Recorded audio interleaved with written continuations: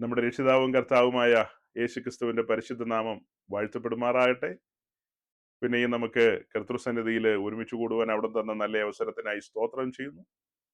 ലോകം കലുഷിതമായ ഒരു അന്തരീക്ഷത്തിലൂടെ പോയിക്കൊണ്ടിരിക്കുകയാണ്.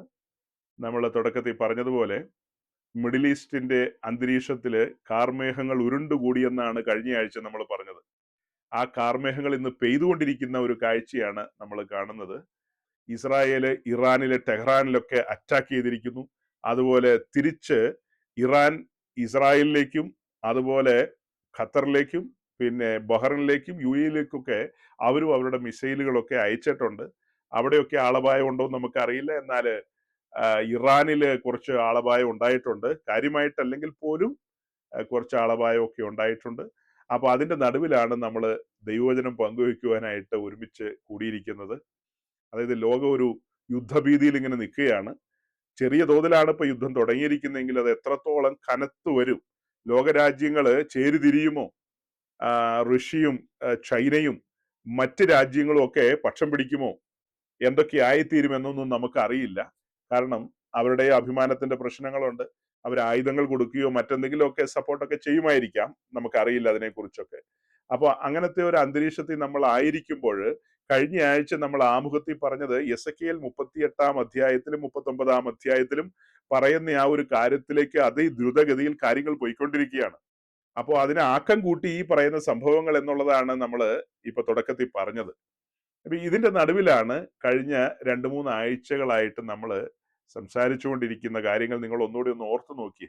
പൊളിറ്റിക്സുമായി ബന്ധപ്പെട്ട് നമ്മൾ 1-2 ആഴ്ച സംസാരിച്ചു. അതായത് നമ്മളുടെ സമൂഹത്തിന് നടുവിൽ വിശ്രുതന്മാരായ ശുശ്രൂഷകന്മാര് അവര് ദൈവജനം പൊളിറ്റിക്സിലേക്കൊക്കെ ഇറങ്ങേണ്ടതുണ്ട്, അവർ MP MLA ഒക്കെ ആകേണ്ടതുണ്ടെന്നുള്ള അവരുടെ ആഹ്വാനങ്ങളും അതിനോടനുബന്ധിച്ച് നമ്മൾ വചനത്തിൽ നിന്ന് ചില ആഴ്ചകൾ തന്നെ വിശദമായി ആ കാര്യങ്ങളെ പറയാനിടയായി. അതൊക്കെ കഴിഞ്ഞ് കഴിഞ്ഞ ആഴ്ച നമ്മൾ ഒരു പ്രത്യേക വിഷയമാണ് കൈകാര്യം ചെയ്തത്. ഒരു പ്രത്യേക വിഷയം, അതങ്ങനെ കൈകാര്യം ചെയ്യാനുണ്ടായ സാഹചര്യം, കഴിഞ്ഞ കുറേ ദിവസങ്ങളായി സോഷ്യൽ മീഡിയയിൽ ചില ദൈവദാസന്മാരുടെ സംഭാഷണങ്ങളും അവരുടെ പ്രസംഗങ്ങളും അല്ലെങ്കിൽ അവര് സോഷ്യൽ മീഡിയയിലൂടെയൊക്കെ പങ്കുവെച്ച വീഡിയോകളും ഒക്കെ നമ്മളിങ്ങനെ ശ്രദ്ധിക്കാനിടയായി. അതൊരല്പം വൈറലായ വീഡിയോകളൊക്കെ ആയിരുന്നു. അതിൽ ഒരു വടക്കേ ഇന്ത്യക്കാരനായിട്ടുള്ള ഒരു ഉപദേശി മലയാളക്കരയിലുള്ള ഒരു ശുശ്രൂഷകനെതിരെ അയാളുടെ പൂർവ്വ പശ്ചാത്തലത്തെയൊക്കെ പറഞ്ഞുകൊണ്ട് ഒരു അപമാനിക്കുന്ന രീതിയിൽ സംസാരിക്കുന്ന ഒരു കാഴ്ച കണ്ടു. അത് കണ്ടെങ്കിലും നമ്മൾ അതിലൊന്നും സംസാരിക്കാനായിട്ട് പോയില്ല. ഉള്ളിലൊരു അമർഷം തോന്നി എന്നുള്ളതൊരു വാസ്തവമാണ്. കാരണം മറ്റിതര സമൂഹങ്ങളിൽ നിന്ന് വിശ്വാസ വഴിയിലേക്ക് വന്നിട്ടുള്ള സഹോദരങ്ങളെ അപമാനിക്കുന്നത് ഒരിക്കലും ശരിയല്ല. അവരോട് എന്തെങ്കിലും ആശയഭിന്നതകൾ ഉണ്ടെങ്കിൽ അത് ആ രീതിയിൽ പറഞ്ഞു തീർക്കുക. അവരെ ആ രീതിയിൽ ഹരാസ് ചെയ്യുന്ന രീതിയിൽ സംസാരിക്കുന്നത് യോഗ്യമല്ലെന്നുള്ളത് നമ്മൾ പറഞ്ഞു. അങ്ങനെ ഇരിക്കുമ്പോഴാണ് ബാംഗ്ലൂർ ആസ്ഥാനമാക്കിയുള്ളൊരു മെഗാ ചർച്ചിന്റെ തലവനായ വളരെ മുതിർന്ന സീനിയർ ആയിട്ടുള്ള ഒരു ശുശ്രൂഷകൻ ഇതേ നിലയിലുള്ള വാക്കുകളും കാര്യങ്ങളും ഒക്കെ ആയിട്ട് രംഗത്ത് വന്നത്. അപ്പോൾ ഒന്നിലധികം ആളുകൾ ഇങ്ങനെ സംസാരിക്കുന്ന അവരുടെ വീഡിയോസ് ഒക്കെ സോഷ്യൽ മീഡിയയിലൂടെ പ്രചരിക്കുകയാണ്. പഴയ കാലമല്ലെന്ന് ഞാൻ പറഞ്ഞു. സോഷ്യൽ മീഡിയയിലൂടെ പ്രചരിക്കുമ്പോൾ അത് ആരുടെ കയ്യിലാണോ എവിടെയൊക്കെയാണോ ചെന്നെത്തുന്നതെന്നൊന്നും നമുക്ക് പറയാൻ പറ്റത്തില്ല. എന്നാൽ അതിന് നടുവിൽ ആ കാര്യങ്ങളെ മുൻനിർത്തിക്കൊണ്ട് ഒരു വിശദീകരണത്തിലേക്ക് പോകുവാനാണ് നമ്മൾ പരിശ്രമിച്ചത്. കഴിഞ്ഞ ആഴ്ചത്തെ നമ്മുടെ മെസ്സേജിൽ ഈ 2 ശുശ്രൂഷകരും പറഞ്ഞ കാര്യങ്ങളെ അല്പമായിട്ട് ഒന്ന് കേൾപ്പിച്ചിട്ട് നമ്മൾ അതിൻ്റെ ഒരു വിശദീകരണത്തിലേക്ക് വന്നു. അപ്പൊ ഈ മുതിർന്ന ശുശ്രൂഷകർ പറഞ്ഞ കാര്യങ്ങളെ നമ്മളും ശരിക്കും ക്രിട്ടിസൈസ് ചെയ്യല്ലേ എന്ന് പലരും ചിന്തിച്ചു കാണും. കഴിഞ്ഞ ആഴ്ചത്തെ മെസ്സേജ് മാത്രമല്ല സഹോദരങ്ങളെ, അതിന് മുൻപുള്ള ആഴ്ചയിൽ വളരെ സീനിയർ ആയിട്ടുള്ള ചില ശുശ്രൂഷകര് ഈ പൊളിറ്റിക്സിലേക്ക് നമ്മൾ ഇറങ്ങണമെന്നൊക്കെ പറഞ്ഞതിനെയും നമ്മൾ അതിന് വിമർശനാത്മകമായ നിലയിൽ തന്നെ പറഞ്ഞു. അതിന്റെ കൂട്ടത്തിൽ നമ്മൾ വചനം വെച്ചിട്ടാണ് അതൊക്കെ പറഞ്ഞത്. ആളുകളെ പേരെടുത്ത് പറഞ്ഞ് അവരെ ഹരാസ് ചെയ്യുന്ന രീതിയിൽ അങ്ങനത്തെ കാര്യങ്ങൾ നമ്മൾ സാധാരണ ഒരിക്കലും പറയാറില്ല. പക്ഷേ അവരുടെ ആശയങ്ങളെ ഖണ്ഡിച്ചുകൊണ്ട് അവരുയർത്തിയ ഉപദേശ വിഷയങ്ങളാകാം, പലതും ആകാം, അതിനെ ഖണ്ഡിച്ചുകൊണ്ട് നമ്മൾ വേദപുസ്തകത്തിൽ നിന്ന് നമ്മൾ നമ്മുടേതായ പഠനങ്ങളും കാര്യങ്ങളും കൊണ്ടുവരാറുണ്ട്. ഈ കഴിഞ്ഞുപോയ ആഴ്ചകളിൽ നമ്മൾ പറഞ്ഞ മെസ്സേജുകളൊക്കെ കേൾക്കുന്ന ആളുകളിൽ ഒരു കൂട്ടം ആൾക്കാർ ചിന്തിക്കുന്ന കൊള്ളാം, ശക്തമായ മറുപടിയാണ് കൊടുത്തത്, കറക്റ്റായിട്ട് ഇങ്ങനെ പറയണം. വേറെ ഒരു കൂട്ടം ആൾക്കാർ ചിന്തിക്കും, ഇവർക്ക് വേറെ പണിയൊന്നുമില്ല, ചുമ്മാ ആവശ്യമില്ലാത്ത കാര്യങ്ങൾ ഇങ്ങനെ പറയേണ്ട കാര്യമുണ്ടോന്നൊക്കെ. അങ്ങനെ വ്യത്യസ്തമായ ചിന്തകൾ ആളുകളിൽ ഉണ്ടാകാം. ഇനി എൻ്റെ ഉള്ളിലൂടെ കടന്നു പോകുന്ന ചിന്ത എന്താണെന്ന് അറിയാവോ? ഇതെല്ലാം പറയുമ്പോഴും വളരെ മുതിർന്ന സീനിയറായിട്ടുള്ള ആളുകളെയൊക്കെയാണ് കോട്ട് ചെയ്തുകൊണ്ട് നമ്മൾ സംസാരിക്കുന്നത്. അതൊന്നും സന്തോഷകരമായ കാര്യമല്ല. അത് വലിയ ആഹ്ലാദത്തിലല്ല നമ്മൾ പറയുന്നത്. അവരുടെ മേൽ ജയക്കൊടി നാട്ടി എന്നുള്ള നിലയിലൊന്നും അല്ല സഹോദരങ്ങളെ നമ്മളിത് പറയുന്നത്. നമ്മുടെ ഉള്ളിൽ വലിയ നോവുണ്ട്. നമ്മൾ ഉൾപ്പെട്ട് നിൽക്കുന്ന സമൂഹം, ആ സമൂഹത്തെക്കുറിച്ചുള്ള നമ്മുടെ ഉള്ളിലെ ഭാരമാണ് നമ്മെ ഇങ്ങനെ പ്രതികരിക്കാനായിട്ട് പ്രേരിപ്പിക്കുന്നത്. കാണുന്നതും കേൾക്കുന്നതുമായ സകല കാര്യങ്ങൾക്കും പ്രതികരിക്കാൻ നമ്മൾ പോകാറില്ല. എന്നിരുന്നാലും ഈ വിശുദ്ധന്മാര് പൊളിറ്റിക്സിലേക്ക് ഇറങ്ങണമെന്നൊക്കെ പറയുന്ന ആ കാര്യത്തിന് ഈ കഴിഞ്ഞ ദിവസം കൂടെ ഞാൻ ഒരു മെസ്സേജ് യൂട്യൂബില് ഒരു മെസ്സേജ് അപ്ലോഡ് ചെയ്തിരുന്നു, ഒരു വീഡിയോ മെസ്സേജ്. പക്ഷെ ആ മെസ്സേജ് അങ്ങനെ അധികം പേര് കണ്ടില്ല. അതിനെ ഒരു പോസ്റ്റർ നമ്മൾ തയ്യാറാക്കിയിരുന്നു. ആ മെസ്സേജിനെ കുറിച്ചുള്ള ഒരു പോസ്റ്റർ അത് സോഷ്യൽ മീഡിയയിൽ ഇട്ടിരുന്നു. അത് 10,000 പേര് ഏതാണ്ട് കണ്ടിട്ടുണ്ട്. ആ പോസ്റ്റർ ഒരു 10,000 പേര് കണ്ടിട്ടുണ്ട്. എന്നാല് വീഡിയോ ആൾക്കാർ കണ്ടത് 1000 പേരെ കണ്ടിട്ടുള്ളൂ. അത്ര തന്നെ.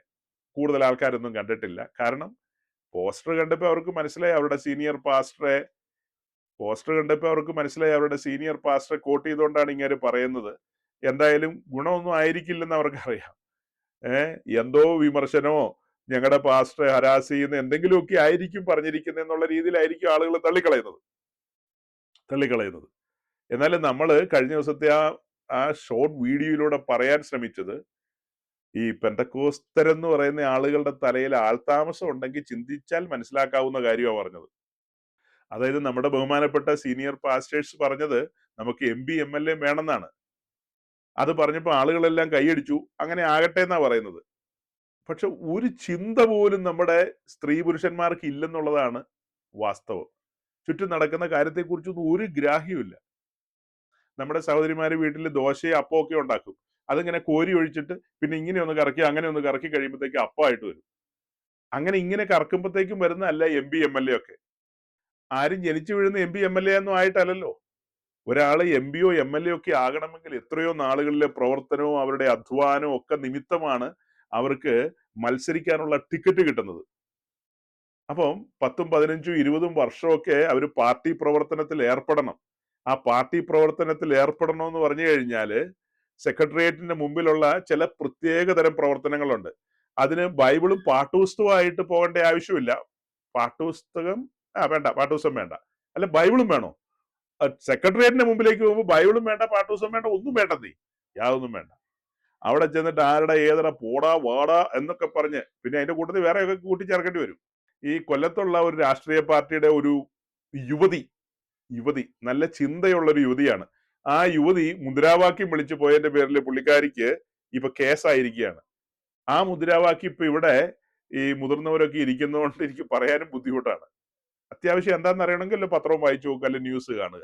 വല്ലാത്ത മുദ്രാവാക്യമായിപ്പോയി. എന്തായാലും കൊല്ലത്തുള്ള നമ്മുടെ ഏതെങ്കിലും സീനിയർ പെന്തിക്കോസ്തുകാരി ഇങ്ങനെ ഈ പൊളിറ്റിക്സിലൊക്കെ ഇറങ്ങിയിട്ട് മുന്നോട്ട് വന്ന് ഈ ചിന്തയുള്ള സഹോദരിയുടെ കൂട്ടത്തിലൂടെ ഇങ്ങനെ നടന്നു വരിക എന്ന് കൂട്ടിക്കൂ. ഒരുമിച്ച് അത് സീനിയർ ആയിട്ടുള്ള ലീഡർഷിപ്പിലേക്ക് വന്ന പെന്തിക്കോസ്തുകാരി. അപ്പൊ തൊട്ടടുത്ത് നിൽക്കുന്നയാൾ വിളിച്ചു പറയാണ്, ഇങ്ങനെയാണ് അങ്ങനെയാണ്. വീട്ടിലിരിക്കുന്ന അമ്മേനെ കൂട്ടിയാ പറയുന്നത്. അപ്പോ അങ്ങനെ ഇങ്ങനെയൊക്കെ പറഞ്ഞു വരുമ്പോ നമുക്കത് ഏറ്റു പറയാൻ കഴിയുമോ? നിങ്ങൾ ചിന്തിച്ചു നോക്കി.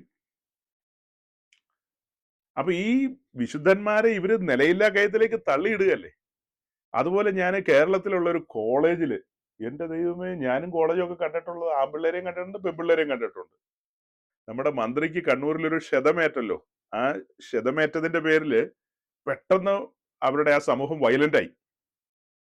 അതായത് നേരത്തെ ആലോചിച്ച് ചർച്ച ചെയ്തൊന്നും എടുക്കുന്ന കാര്യമല്ല. ക്ഷണനേരം കൊണ്ട് കാര്യങ്ങള് പ്രവൃത്തിപഥത്തിലേക്ക് കൊണ്ടുവരികയാണ്. അതായത് ആക്ട് ചെയ്യാണ്. എതിർചേരിയുടെ ജില്ലാ ഓഫീസുകൾ മറ്റേ ഓഫീസുകളൊക്കെ അടിക്കുന്നു, തകർക്കുന്നു. അതിന്റെ കൂട്ടത്തില് കോളേജ് കുമാരിമാരും കുമാരന്മാരും, അതിൽ കുമാരിമാരാ മുമ്പിൽ നിന്ന് മുദ്രാവാക്യം വിളിക്കുന്നത്. കുമാരന്മാരാണ് അത് ഏറ്റുപറയുന്നത്. അതായത് തെക്കൻ കേരളത്തിലുള്ളവർക്ക് മനസ്സിലാവില്ല, അത് വടക്കൻ കേരളത്തിലുള്ളവർക്ക് അറിയാം. കൈയും കുത്തും കാലും കുത്തും എന്ന് പറഞ്ഞാൽ കൈയും വെട്ടും കാലും വെട്ടും എന്നേ പറയുന്നത് ഈ പെൺപിള്ളേര്. ഏതോ ഡിഗ്രിക്കോ ഒക്കെ പഠിക്കുന്നതായിരിക്കും. കണ്ടിട്ടൊരു 10-20 വയസ്സൊക്കെ തോന്നുന്നുണ്ട്. അവരാ വിളിച്ചു പറയുന്നത് കയ്യും വെട്ടും കാലും വെട്ടും. അപ്പൊ ബാക്കിയുള്ളവർ പറയാണ് കയ്യും വെട്ടും കാലും വെട്ടും, പിന്നെ അങ്ങനെ ചെയ്യും ഇങ്ങനെ ചെയ്യൂന്ന്. നമ്മളിവിടെ നാളുകളായിട്ട് കഷ്ടപ്പെട്ട് പ്രസംഗിച്ചുകൊണ്ടിരിക്കുകയാണ്. നാം അവന്റെ സന്നിധിയിൽ വിശുദ്ധരും നിഷ്കളങ്കരുമാകേണ്ടതിന് പ്രിയനായവനിൽ നമ്മെ തെരഞ്ഞെടുത്തിരിക്കുന്നു. ക്രിസ്തു നമുക്ക് കാണിച്ച മാതൃകകൾ, ക്രൂശിൽ അവൻ കാണിച്ച മാതൃക, തന്നെ ശകാരിച്ചവരോട് ഭീഷണം പറയാതെ എന്നൊക്കെയാ പത്രോസ് പറയുന്നത്. അപ്പൊ അങ്ങനെ ഒരു മാതൃക കാണിച്ച ക്രിസ്തുവിന്റെ ശിഷ്യന്മാര് ഈ ജനറൽ പൊളിറ്റിക്സിൽ ഇറങ്ങിക്കഴിഞ്ഞാൽ അവർക്ക് ഒരു സൈഡില് ഒതുങ്ങി മാറി നിൽക്കാൻ പറ്റുമോ? കഴിഞ്ഞ ദിവസം നമ്മൾ അപ്ലോഡ് ചെയ്ത ആ ഷോർട്ട് വീഡിയോ നിങ്ങൾ എത്ര പേര് കണ്ടെന്ന് എനിക്കറിയില്ല. കാരണം അതിനകത്തൊരു ഗൗരവമായ കാര്യമാണ് ഞാൻ അവതരിപ്പിച്ചത്. 60-70 വർഷം ശുശ്രൂഷയുള്ള ദൈവദാസന്മാരുടെ മുമ്പിൽ ഞാൻ ഒരു ഞാഞ്ഞൂലല്ലേ സഹോദരങ്ങളെ, അത്രയും കൂട്ടിയാൽ മതി. അവരുടെ ഒന്നും മുമ്പിൽ ഇരിക്കാനുള്ള ഒരു യോഗ്യത പോലും എനിക്കില്ല. പക്ഷെ അവരെ ഖണ്ഡിച്ചുകൊണ്ടല്ലേ നമ്മൾ ആ ഷോർട്ട് വീഡിയോയിലൂടെ പറഞ്ഞത്. അവർക്ക് ചരിത്രങ്ങളുണ്ട്, പാരമ്പര്യങ്ങളുണ്ട്, പുകഴാനുണ്ട്, പറയാനുണ്ട്, ശ്ലാഘ്യപത്രങ്ങൾ കയ്യിലുള്ളവരാണ് എന്ന് വേണ്ട ഒത്തിരി കാര്യങ്ങളുണ്ട്. അധികാരത്തിൻ്റെതായ എല്ലാ അധികാരത്തിൻ്റെതായ ചെങ്കോലും കിരീടവും ഒക്കെ ഉള്ളവരാണ് ഈ പറഞ്ഞ ശുശ്രൂഷകന്മാര്. എൻ്റെ കയ്യിൽ ഒരു സംഭവം ഇല്ല. എന്നിട്ട് ഞാന് മലയാളക്കരയിലെ പെന്തിക്കോസ്തുകാരുടെ ഇടയിൽ അവരുടെ മുമ്പിൽ ആ ചിന്ത ഉയർത്തിക്കൊണ്ട് വരിക ചെയ്ത്, നമ്മുടെ ഇടയിൽ നിന്നൊരു സഹോദരി മന്ത്രിയാകുകയായിരുന്നെങ്കിൽ ഇങ്ങനത്തെ ഒരു ഒക്കേഷനിൽ പെട്ടുകഴിഞ്ഞാൽ മന്ത്രിക്ക് സ്വതന്ത്രമായി തീരുമാനിക്കുവാനോ ആക്ട് ചെയ്യുവാനോ കഴിയില്ല. താനൊരു പാർട്ടിയുടെ ഭാഗമാണ്, ഒന്നുകൂടെ പറഞ്ഞാൽ താനൊരു മുന്നണിയുടെ ഭാഗവും കൂടെയാണ്. അപ്പൊ പാർട്ടി ലൈൻ ലംഘിക്കാൻ പാടില്ലെന്നാണ് പറയുന്നത്. നിങ്ങൾ കേട്ടിട്ടുണ്ടോ അതൊക്കെ? പാർട്ടി ലൈൻ ഒരിക്കലും ലംഘിക്കാൻ പാടില്ല. അതുപോലെ മുന്നണി മര്യാദ പാലിക്കുക എന്നൊക്കെ പറയും. പാർട്ടി ലൈനും മുന്നണി മര്യാദയും ഒക്കെ പാലിച്ചുകൊണ്ടല്ലാതെ ഒരിക്കലും പോകാനായിട്ട് കഴിയില്ല. മറു സൈഡിൽ കരിങ്കൊടി കാണിക്കാൻ വന്ന നമ്മുടെ സഹോദരന്മാര് പെന്തിക്കോസ്ത് സഹോദരന്മാരാണെന്നുള്ള ആ ഒരു ഭാവനയും കൂടെ നമ്മൾ കൊണ്ടുവന്നു. അപ്പോ വടക്കേന്ത്യയിൽ ജീവിക്കുന്ന ഒരു അച്ചായൻ ഒരു കമന്റ് എഴുതിയായിരുന്നു, എന്റെ പാസ്റ്ററുടെ ഭാവനയില് മന്ത്രി പെന്തക്കോസ്തും പിന്നെ കുറച്ച് കഴിഞ്ഞപ്പോ പറഞ്ഞു എതിർക്കാൻ വന്ന പിള്ളേര് പെന്തക്കോസ്ന്ന്. അപ്പൊ അദ്ദേഹം പറയായിരുന്നു ഇത് രണ്ടും പെന്തിക്കോസാന്നങ്ങ് വിചാരിച്ചാൽ എങ്ങനെ ഇരിക്കുമെന്ന്. അപ്പൊ ഞാൻ പറഞ്ഞു അത് ഫേസ് 3 ആണ്. ഫേസ് 3യിലേക്ക് നമ്മൾ കടന്നില്ലായിരുന്നു. നമ്മൾ ഈ 2 ഫേസ് പറഞ്ഞങ്ങ് അവസാനിപ്പിച്ചു.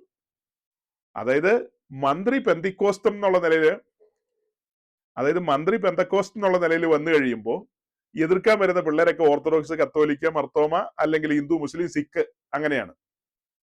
ഇനി മന്ത്രി ഓർത്തഡോക്സുകാരി എന്നുള്ള നിലയിൽ വരുമ്പോൾ നമ്മുടെ എതിർക്കാൻ വരുന്ന പിള്ളേര് നമ്മുടെ പവൻമാറ്റ് പെന്തിക്കോസ്റ്റ് പിള്ളേരാണ്.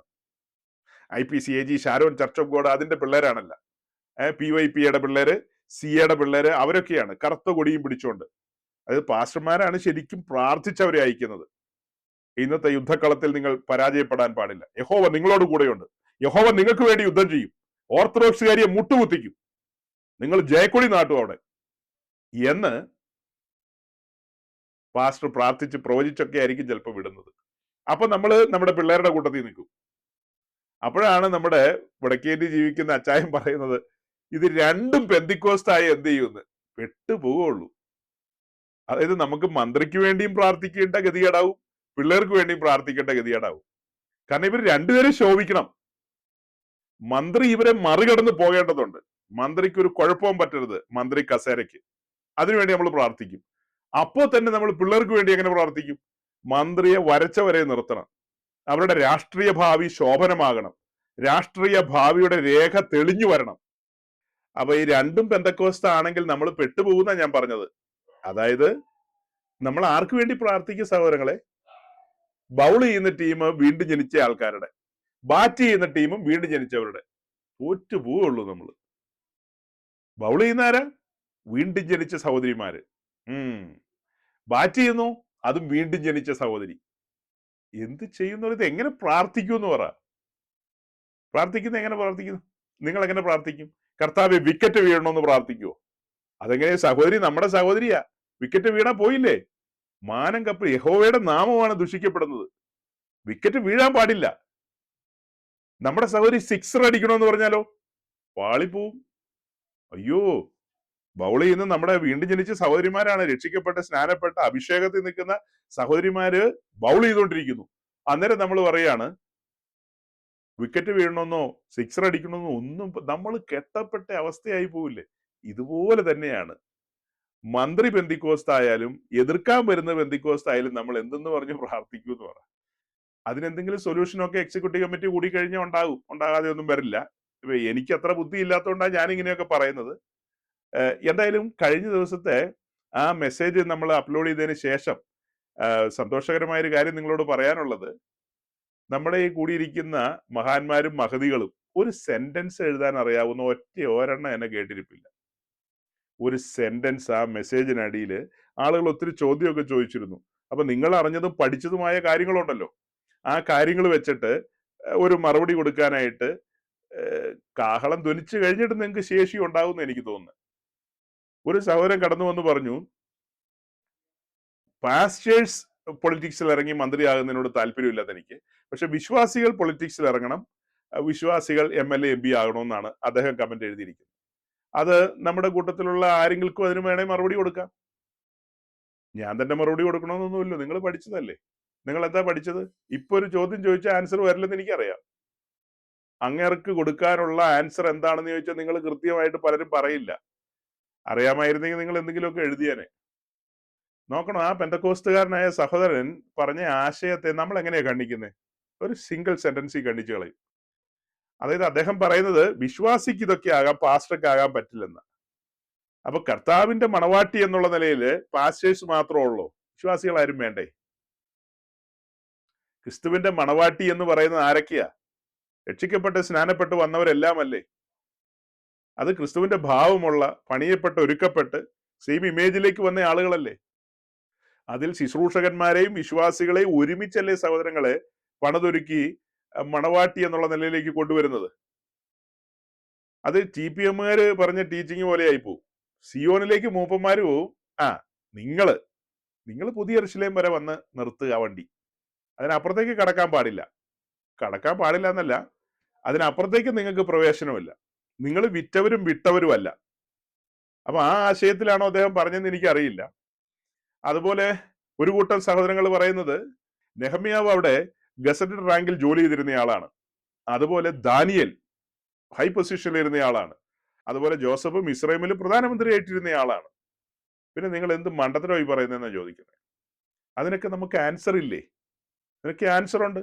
ഒരുപക്ഷെ നമ്മൾ കൊടുക്കുന്ന ആൻസർ ഒന്നും അവർ അക്സെപ്റ്റ് ചെയ്യണമെന്നില്ല. ഒരു വേള അവരൊരു ദൈവഭയം ഉള്ളവരാണെങ്കിൽ നമ്മൾ കൊടുക്കുന്ന ആൻസർ കാണുമ്പോൾ ഒരു ഞെട്ടലുണ്ടാകില്ലേ? ദാനിയേലിനെയും നെഹമ്യാവിനെയും ജോസഫിനെയും ഒക്കെ കോട്ട് ചെയ്തുകൊണ്ട് നമ്മളിവിടെ മെസ്സേജുകൾ പറഞ്ഞു കഴിഞ്ഞു. അതിന്റെയൊക്കെ വളരെ ഡെപ്തിലുള്ള വിശദീകരണങ്ങളാണ് നമ്മൾ കൊടുത്തത്.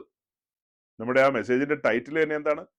റോമൻ പഞ്ചായത്തിലേക്ക് മത്സരിച്ച പെന്തിക്കോസുകാരനോ അങ്ങനെ മറ്റോ ആണ് ആ മെസ്സേജിന്റെ ടൈറ്റിൽ. അതിനകത്ത് ഇതെല്ലാം സുദീർഘമായിട്ട് പറയുന്നുണ്ട്. അപ്പൊ സഹോദരങ്ങളെ, ഈ കഴിഞ്ഞ ദിവസത്തെ ഈ കാര്യങ്ങളൊക്കെ ഞാൻ ഒന്നുകൂടെ നിങ്ങളുടെ മുമ്പാകെ കൊണ്ടുവരുന്നത്, നിങ്ങൾ വിഷയങ്ങളിൽ തറവാകണം, നല്ല ബോധ്യമുള്ളവരാകണം, ഉറപ്പ് നിശ്ചയമുള്ളവരായിട്ട് മാറണം. അതുകൊണ്ടാണ് ഈ ഭാഗമൊന്നും പറയാൻ ഞാൻ ഇരുന്നതല്ല, ഞാൻ നേരെ മുന്നോട്ട് പോകാനിരുന്നതാണ്. പക്ഷെ അതിങ്ങനെ കയറി വന്നപ്പോ ഒരു ചെറിയ വിശദീകരണം ആവശ്യമാണെന്ന് തോന്നി. അതുകൊണ്ടാണ് ഞാനിപ്പോൾ വിശദീകരിക്കുന്നത്. അപ്പൊ കഴിഞ്ഞുപോയ ആഴ്ചകളിലെ നമ്മുടെ മെസ്സേജുകളിൽ വളരെ സീനിയർ ആയിട്ടുള്ള ശുശ്രൂഷകന്മാരെയൊക്കെ കോട്ട് ചെയ്ത് നമ്മൾ പറഞ്ഞത് ആഹ്ലാദത്തോടെയൊന്നുമല്ല. അവരൊക്കെ ഈ കറക്റ്റ് ആയിട്ടുള്ള കാര്യങ്ങൾ പറയുകയായിരുന്നെങ്കിൽ നമുക്കൊന്നും അങ്ങനത്തെ കാര്യങ്ങൾ പറയേണ്ട ആവശ്യം വരികയില്ലായിരുന്നു. കഴിഞ്ഞ ദിവസത്തെ മെസ്സേജുകളിലൂടെയൊക്കെ ഇവരെ നമ്മൾ ക്രൂശിന്റെ ചുവട്ടിലേക്കാണ് കൊണ്ടുവന്നത്. ക്രൂശിന്റെ ചുവട്ടിലേക്ക് ശരിക്കും നിങ്ങൾ ആലോചിച്ച് നോക്കിയേ. പഴയ നിയമത്തിൽ നിന്ന് നമ്മൾ പല ഇൻസിഡൻസും നമ്മൾ ചൂണ്ടിക്കാണിച്ചു. അതായത് കഴുത്തൊടിക്കാൻ വെച്ച കഴുതിയെ കുറിച്ച് നമ്മൾ സൂചിപ്പിച്ചു. അതുപോലെ അടുത്തൊരു കാര്യം മെഫിബോശേത്തുമായി ബന്ധപ്പെട്ട ഒരു കാര്യമാണ്, താനെ പറഞ്ഞ ചത്ത നായയെ പോലെയുള്ള എന്ന പ്രയോഗം. അതിനെയൊക്കെ നമ്മൾ വിശദമായി പറഞ്ഞിട്ട് 1 കൊരിന്ത്യർ ലേഖനം 1-ാം അധ്യായത്തിന്റെ 26 മുതൽ താഴെ 30 വരെയുള്ള വാക്യങ്ങളിലേക്ക് വന്നപ്പോ അവിടെ വെളിപ്പെട്ട് വന്നത് ക്രൂശാണ്. ഈ പറയപ്പെട്ട ഇൻസിഡൻസ് എല്ലാം കൂടെ ചേർത്ത് നമ്മൾ കൊണ്ടുവന്നത് ക്രൂശിന്റെ ചുവട്ടിലേക്കാണ്. അതായത് നമ്മൾ വെറുതെ ക്രിട്ടിസൈസ് ചെയ്യല്ല ചെയ്തത്. ചില ആൾക്കാര് അത് കേട്ടിട്ട് ചില ആൾക്കാർ നമ്മൾ പറഞ്ഞത് കേട്ടിട്ട് അവരുടെ വിലയിരുത്തൽ എന്ന് പറയുന്നത് ഇവര് ചുമ്മാ കുറ്റം പറയാന്ന്. സത്യത്തിൽ നമ്മുടെ എയിം എന്ന് പറയുന്നത് നമ്മൾ ഉൾപ്പെട്ട് നിൽക്കുന്ന പെന്തക്കോസ്ത് സമൂഹം, ക്രൈസ്തവ ലോകം, നമ്മൾ ആ പറഞ്ഞ മെസ്സേജ് കേൾക്കുമ്പോൾ അവരുടെ ഹൃദയത്തില് ഒരു കുത്തുകൊള്ളണം. അതായത് ക്രൂശിന്റെ ദർശനത്തിലേക്ക് അവർ വരണം. നമ്മൾ എത്ര അധമമായ അവസ്ഥയിൽ കിടന്ന മനുഷ്യരാണ്, പാപത്തിന് ഉൽക്കപ്പെട്ട മനുഷ്യരാണ്. ന്യായവിധി നമ്മുടെ തലയ്ക്ക് മീതെ ഉണ്ടായിരുന്നു, പുകഴാൻ ഒന്നുമില്ലായിരുന്നു. ഒരു കണ്ണിനും അലിവ് തോന്നാത്ത അവസ്ഥയിൽ കിടന്ന മനുഷ്യരാ നമ്മൾ. അവിടേക്കാണ് നമ്മുടെ കർത്താവിന്റെ സ്നേഹം നമ്മെ തേടി വന്നത്. അവിടുന്ന് നമ്മെ കോരിയെടുത്തുകൊണ്ട് വന്നു. കൃപ നമ്മൾ അനുഭവിച്ചു. രക്ഷാകരമായ ദൈവകൃപ നമുക്ക് വേണ്ടി ഉദിച്ചു. നമ്മളത് അനുഭവിച്ചു, ആവോളം ആസ്വദിച്ചു. നമ്മൾ മരണത്തിന്റെ ഇടത്ത് പോയി മരണം രുചിക്കേണ്ട സ്ഥാനത്ത് നമ്മുടെ കർത്താവ് നമുക്ക് പകരക്കാരനായി ആ മരണം രുചിച്ചു. നമ്മുടെ കർത്താവ് നമ്മുടെ പകരക്കാരനായി മരണത്തിന്റെ ഇടത്ത് പോയി നമുക്ക് പകരക്കാരനായി മരണം രുചിച്ചു. അതെല്ലാം തിരിച്ചറിഞ്ഞ നമ്മളാണ് പറഞ്ഞു തീരാത്ത ദാന നിമിത്തം ദൈവത്തിന് സ്തോത്രമെന്ന്. അതൊരു ഗംഭീര മെസ്സേജ് തന്നെയാണ് സഹോദരങ്ങളെ. അവിടെ ആ ഉദ്ദേശി പറഞ്ഞത് ഈ ഉദ്ദേശി പറഞ്ഞതൊക്കെ നമ്മൾ കേൾപ്പിച്ചു എന്നുള്ളതൊരു സത്യമാണ്. അങ്ങനെ പറയാൻ പാടില്ല, അത് യോഗ്യമല്ല. എതിരാളികളെയും നമ്മൾ ബഹുമാനിക്കണം. ഞാൻ പറഞ്ഞു, ആശയങ്ങൾ ഏറ്റുമുട്ടാം, കുഴപ്പമില്ല. പക്ഷെ അവരുടെ വീട്ടിലെ പേരൻസിനെയും അവരുടെ പൂർവാശ്രമത്തിലെ കാര്യങ്ങളും ഒക്കെ പറഞ്ഞ് അവരുടെ ശരീരവുമായി ബന്ധപ്പെട്ടോ ബോഡി ഷെയ്മിങ് അതൊക്കെ ആയിട്ട് ബന്ധപ്പെടുത്ത അങ്ങനെയൊന്നും നമ്മൾ പറയാൻ പാടില്ലെന്നുള്ളതാണ് സൂചിപ്പിച്ചതിന്റെ സാരം. അതിന്റെ കൺക്ലൂഷൻ എന്താ? കൺക്ലൂഷൻ ക്രൂശിന്റെ ചുവട്ടിലാണ്. നമ്മളോട് കാണിച്ച മഹാസ്നേഹം, നമ്മുടെ മേൽ ഉദിച്ച രക്ഷാകരമായ ദൈവകൃപ, കൂട്ടത്തിൽ എന്താ പറഞ്ഞത്? നമുക്ക് ഇളച്ചു കിട്ടിയതാണ്. ഇളച്ചു കിട്ടിയ നമ്മൾ നാവ് ചലിപ്പിക്കുമ്പോൾ സൂക്ഷിക്കണം, വളരെയധികം സൂക്ഷിക്കണം. നമുക്ക് വലിയവനായ ദൈവം ഒരളവിൽ വചനം പ്രകാശിപ്പിച്ച് തന്നിട്ടുണ്ട്. അപ്പൊ അങ്ങനെ പ്രകാശിപ്പിച്ച് തന്ന കാര്യങ്ങൾക്ക് വിരുദ്ധമായ കാര്യങ്ങൾ കാണുകയും കേൾക്കുകയും ചെയ്യുമ്പോൾ അത് വ്യാപാരം ചെയ്യാതിരുന്നാൽ പിന്നെ എനിക്ക് അതുപോലത്തെ വെളിപ്പാടുകൾ ലഭിക്കുമോ സഹോദരങ്ങളെ? അതേസമയം മുന്നറിയിപ്പുകളും മറ്റു കാര്യങ്ങളും ഒക്കെ പറയുന്നതിന്റെ കാരണം എന്താ? ഇപ്പൊ നമ്മൾ ഒരു പ്രധാനപ്പെട്ട ഹൈവേയിലൂടെ സഞ്ചരിച്ചു പോകുമ്പോൾ വഴിയിലെല്ലാം കോഷനുമായി ബന്ധപ്പെട്ട ബോർഡുകൾ കാണാം. അതൊക്കെ അവിടെ വെക്കേണ്ട ആവശ്യമുണ്ട്. നമ്മുടെ സുഗമമായ യാത്രയിൽ കണ്ണിന് അലോസരം ഉണ്ടാക്കുന്ന രീതിയിൽ നെഗറ്റീവ് ചിന്തകൾ തരുന്ന ബോർഡുകൾ, ഇവിടെ സൂക്ഷിക്കണം, ഇവിടെ ആന വട്ടം ചാടും, അല്ലെങ്കിൽ ഇവിടെ വഴുവഴുപ്പുണ്ട്, അല്ലെങ്കിൽ ഇവിടെ ഇങ്ങനെ കൊള്ളക്കാരുണ്ട് എന്നൊക്കെ പറയുന്ന ബോർഡുകളൊക്കെ വെക്കേണ്ട ആവശ്യമുണ്ടോ? വഴിയാത്രയിൽ അങ്ങനെയുള്ള ബോർഡുകൾ വെക്കുന്ന എന്തിനാ? യാത്രക്കാരൻ ക്ഷേമമായിട്ട് അവന്റെ ലക്ഷ്യസ്ഥാനത്ത് എത്തിച്ചേരണം. അതുപോലെ വഴികാട്ടികളായ ശുശ്രൂഷകന്മാര്, കർത്താവിന്റെ വിശുദ്ധന്മാര്, നിങ്ങൾ ഓരോരുത്തരും നിങ്ങൾ ആരാണെന്നുള്ള ആ ഗൗരവം പലപ്പോഴും തിരിച്ചറിയുന്നില്ല. യേശുക്രിസ്തു താൻ സ്വന്തം രക്തത്താൽ സമ്പാദിച്ചിരിക്കുന്ന ആട്ടിൻകൂട്ടമാണ് എന്നെ ഇപ്പോ മുഖതാവിൽ കണ്ടുകൊണ്ടിരിക്കുന്നതും മേലാൽ കേൾക്കാനുള്ളവരും. വലിയ വില കൊടുത്ത് വാങ്ങിയിരിക്കുന്ന തന്റെ സമ്പാദ്യമാണ്. ആ സമ്പാദ്യത്തിന് മുമ്പിൽ ചൂണ്ടുപലകകളും പല കാര്യങ്ങളും വെക്കും താന്. അതങ്ങനെയല്ല, ഇതിങ്ങനെയല്ല, അവിടെ പോകരുത്, ഇവിടെ പോകരുത്, അങ്ങനെ ചെയ്യരുത്, ഇങ്ങനെ ചെയ്യരുതെന്നൊക്കെ പറയുന്നതിന്റെ കാരണം എന്താ? നമുക്കൊരു ലക്ഷ്യസ്ഥാനം ഉണ്ടെന്നേ. നമ്മൾ വിശുദ്ധ പർവ്വതത്തിലേക്കുള്ള യാത്രക്കാരാണ്. ആ വിശുദ്ധ പർവ്വതത്തിൽ ആരെന്റെ കൂടാരത്തിൽ പാർക്കുമെന്നൊരു വലിയ ചോദ്യമുണ്ട്. എന്റെ വാത്സല്യ സഹോദരങ്ങളെല്ലാം വിശുദ്ധ പർവ്വതത്തിലേക്കുള്ള യാത്രയിൽ ജയാളികളായിട്ട് അവിടെ എത്തണം.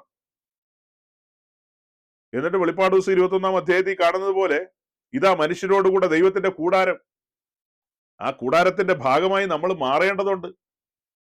നമ്മൾ അതിന്റെ ഭാഗമായി മാറേണ്ടതുണ്ട്. അവിടെ പലതും കാണുന്നുണ്ട്. ആ പലതിന്റെയും ഭാഗമല്ല, ഇതാ മനുഷ്യരോടുകൂടെ ദൈവത്തിന്റെ കൂടാരം. അവിടെ വലിയ പ്രാധാന്യമുള്ള കാര്യങ്ങളുണ്ട്. അതെല്ലാവർക്കും എങ്ങനെ മനസ്സിലാകുന്നതെന്ന് എനിക്കറിയില്ല. അവിടെ നമ്മൾ ദൈവത്തെ കാണുന്നു, ദൈവത്തിന്റെ കൂടാരത്തെയും കാണുന്നു, പിന്നെ കുറെ മനുഷ്യരെയും കാണുന്നുണ്ടെന്നാണ് വായിക്കുന്നത്. അവിടെ ഏറ്റവും പ്രസക്തമായത് എന്താ? കാലങ്ങളായിട്ട് പണിതുകൊണ്ടിരിക്കുന്ന തന്റെ കൂടാരം നിവർത്തുന്ന കാഴ്ചയാണത്. പുതിയ ഭൂമിയിൽ തന്റെ കൂടാരം നിവർത്തുകയാണ്. ഇതാ മനുഷ്യരോടുകൂടെ ദൈവത്തിന്റെ കൂടാരം, പണിതീർക്കപ്പെട്ട ദൈവസഭ. അതിന്റെ ഭാഗമാകുവാൻ വിളിക്കപ്പെട്ട നമ്മൾ ഏതെങ്കിലും തെറ്റായ സിഗ്നലുകൾ കണ്ട് ഡീവിയേറ്റ് ചെയ്ത് വേറെ വഴികളിലേക്ക്, ഇടവഴികളിലേക്കൊക്കെ തിരിഞ്ഞു മാറിയൊക്കെ പോയി കഴിഞ്ഞാൽ നമ്മെ കറക്റ്റ് ചെയ്ത് യഥാർത്ഥ പാതയിലേക്ക് കൊണ്ടുവരുവാൻ സ്വർഗത്തിലെ ദൈവവും അവിടങ്ങളിൽ തന്റെ ദാസന്മാരെ ആക്കി വെച്ചിട്ടുണ്ട്.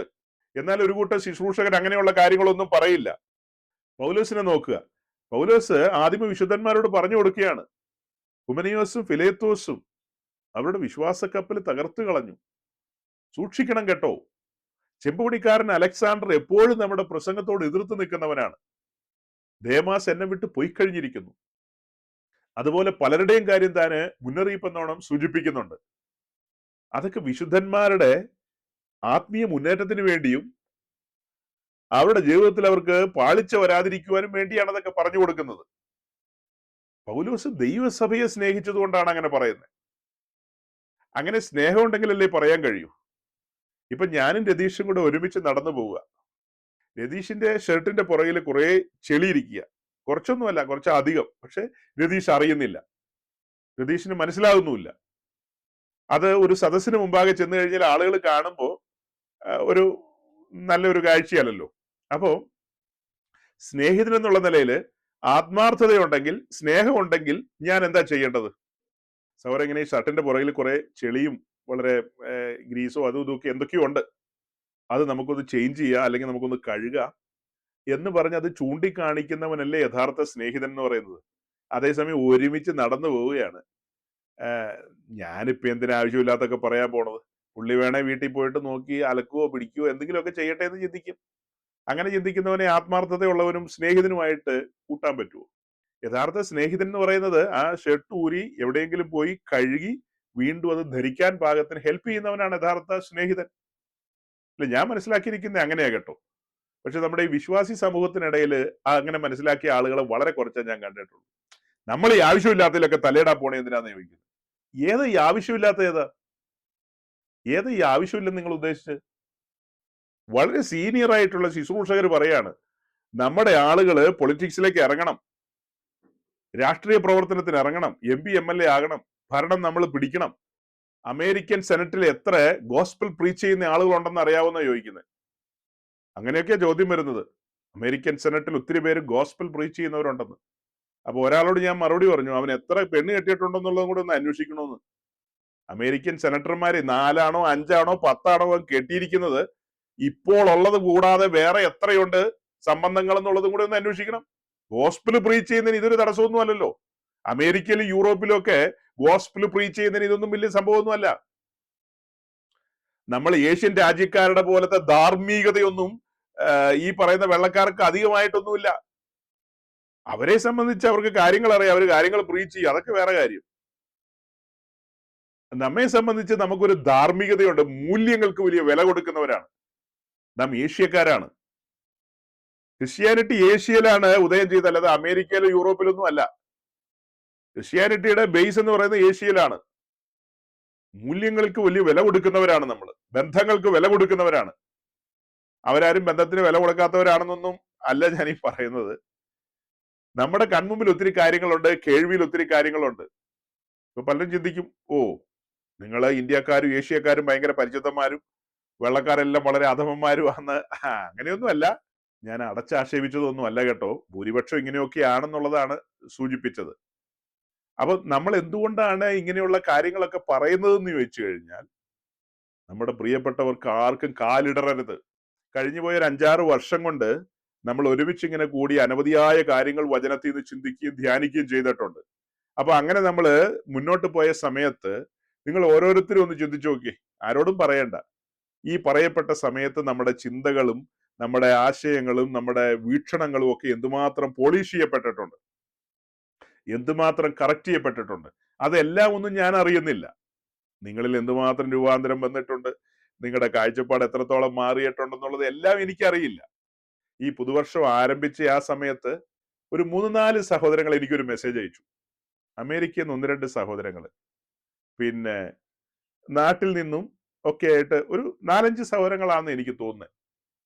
അവര് കഴിഞ്ഞ ഒരു വർഷക്കാലം കേട്ടതും കണ്ടതുമായ കാര്യങ്ങളെക്കുറിച്ചും അവരുടെ ജീവിതത്തിൽ ആ വചനങ്ങൾ ഉണ്ടാക്കിയ ചലനങ്ങളും കാര്യങ്ങളെ കുറിച്ചും ഒക്കെ അവര് അവരുടേതായ നിലയിൽ ഒരു ചെറിയ ഒരു വിശദീകരണം എനിക്ക് തന്നു. അതൊക്കെ കേട്ടപ്പോൾ എനിക്കൊരു സന്തോഷമായി. കാരണം എന്തെന്ന് ചോദിച്ചു കഴിഞ്ഞാൽ, അവരുടെ ജീവിതത്തിൽ ആ വചനങ്ങളൊക്കെ വലിയ ചലനങ്ങൾ ഉണ്ടാക്കി. ഇന്നലകളിൽ ധരിച്ചു വെച്ച പല കാര്യങ്ങൾക്കും മാറ്റം വന്നു. പല രാജ്യങ്ങളിലും വസിക്കുന്ന നമ്മുടെ പ്രിയപ്പെട്ടവര് അവർ പല കൂട്ടായ്മകളിലൊക്കെ അവിടെയൊക്കെ പോകുന്നുണ്ട്. ആ പോകുന്ന സ്ഥലങ്ങളിലൊക്കെ അവർ കേട്ടിട്ടുള്ള ഒരു കാര്യമാണ് 2 കൊരിന്ത്യർ ലേഖനം 8-ാം അധ്യായത്തിന്റെ 9-ാം വാക്യത്തിൽ നമ്മുടെ കർത്താവായ യേശു ക്രിസ്തു സമ്പന്നനായിരുന്നിട്ട് നമ്മൾ നിമിത്തം ദരിദ്രനായി തീർന്ന് നമ്മെ കൂടിചിരന്മാരാക്കാനാണെന്നുള്ളത് നല്ല പവൻമാറ്റ് പെന്തിക്കോസ്തുകാരനും ന്യൂജൻ പെന്തിക്കോസ്തുകാരനും എല്ലാ സീസ് പെന്തിക്കോസ്തുകാരും ഒരേ നാവിലാണ് അതൊക്കെ വ്യാഖ്യാനിച്ചിരുന്നത്. എന്നാൽ ആ വാക്യത്തിന്റെ ഒക്കെ ഒരു കൃത്യത നമുക്ക് ദൈവത്തിന്റെ ആത്മാവിനാൽ ലഭിക്കുകയുണ്ടായി. ക്രിസ്തീയ ജീവിതത്തെക്കുറിച്ചുള്ള ഒരു നല്ല വീക്ഷണം നമ്മുടെ മുമ്പാകെ കൊണ്ടുവന്നു.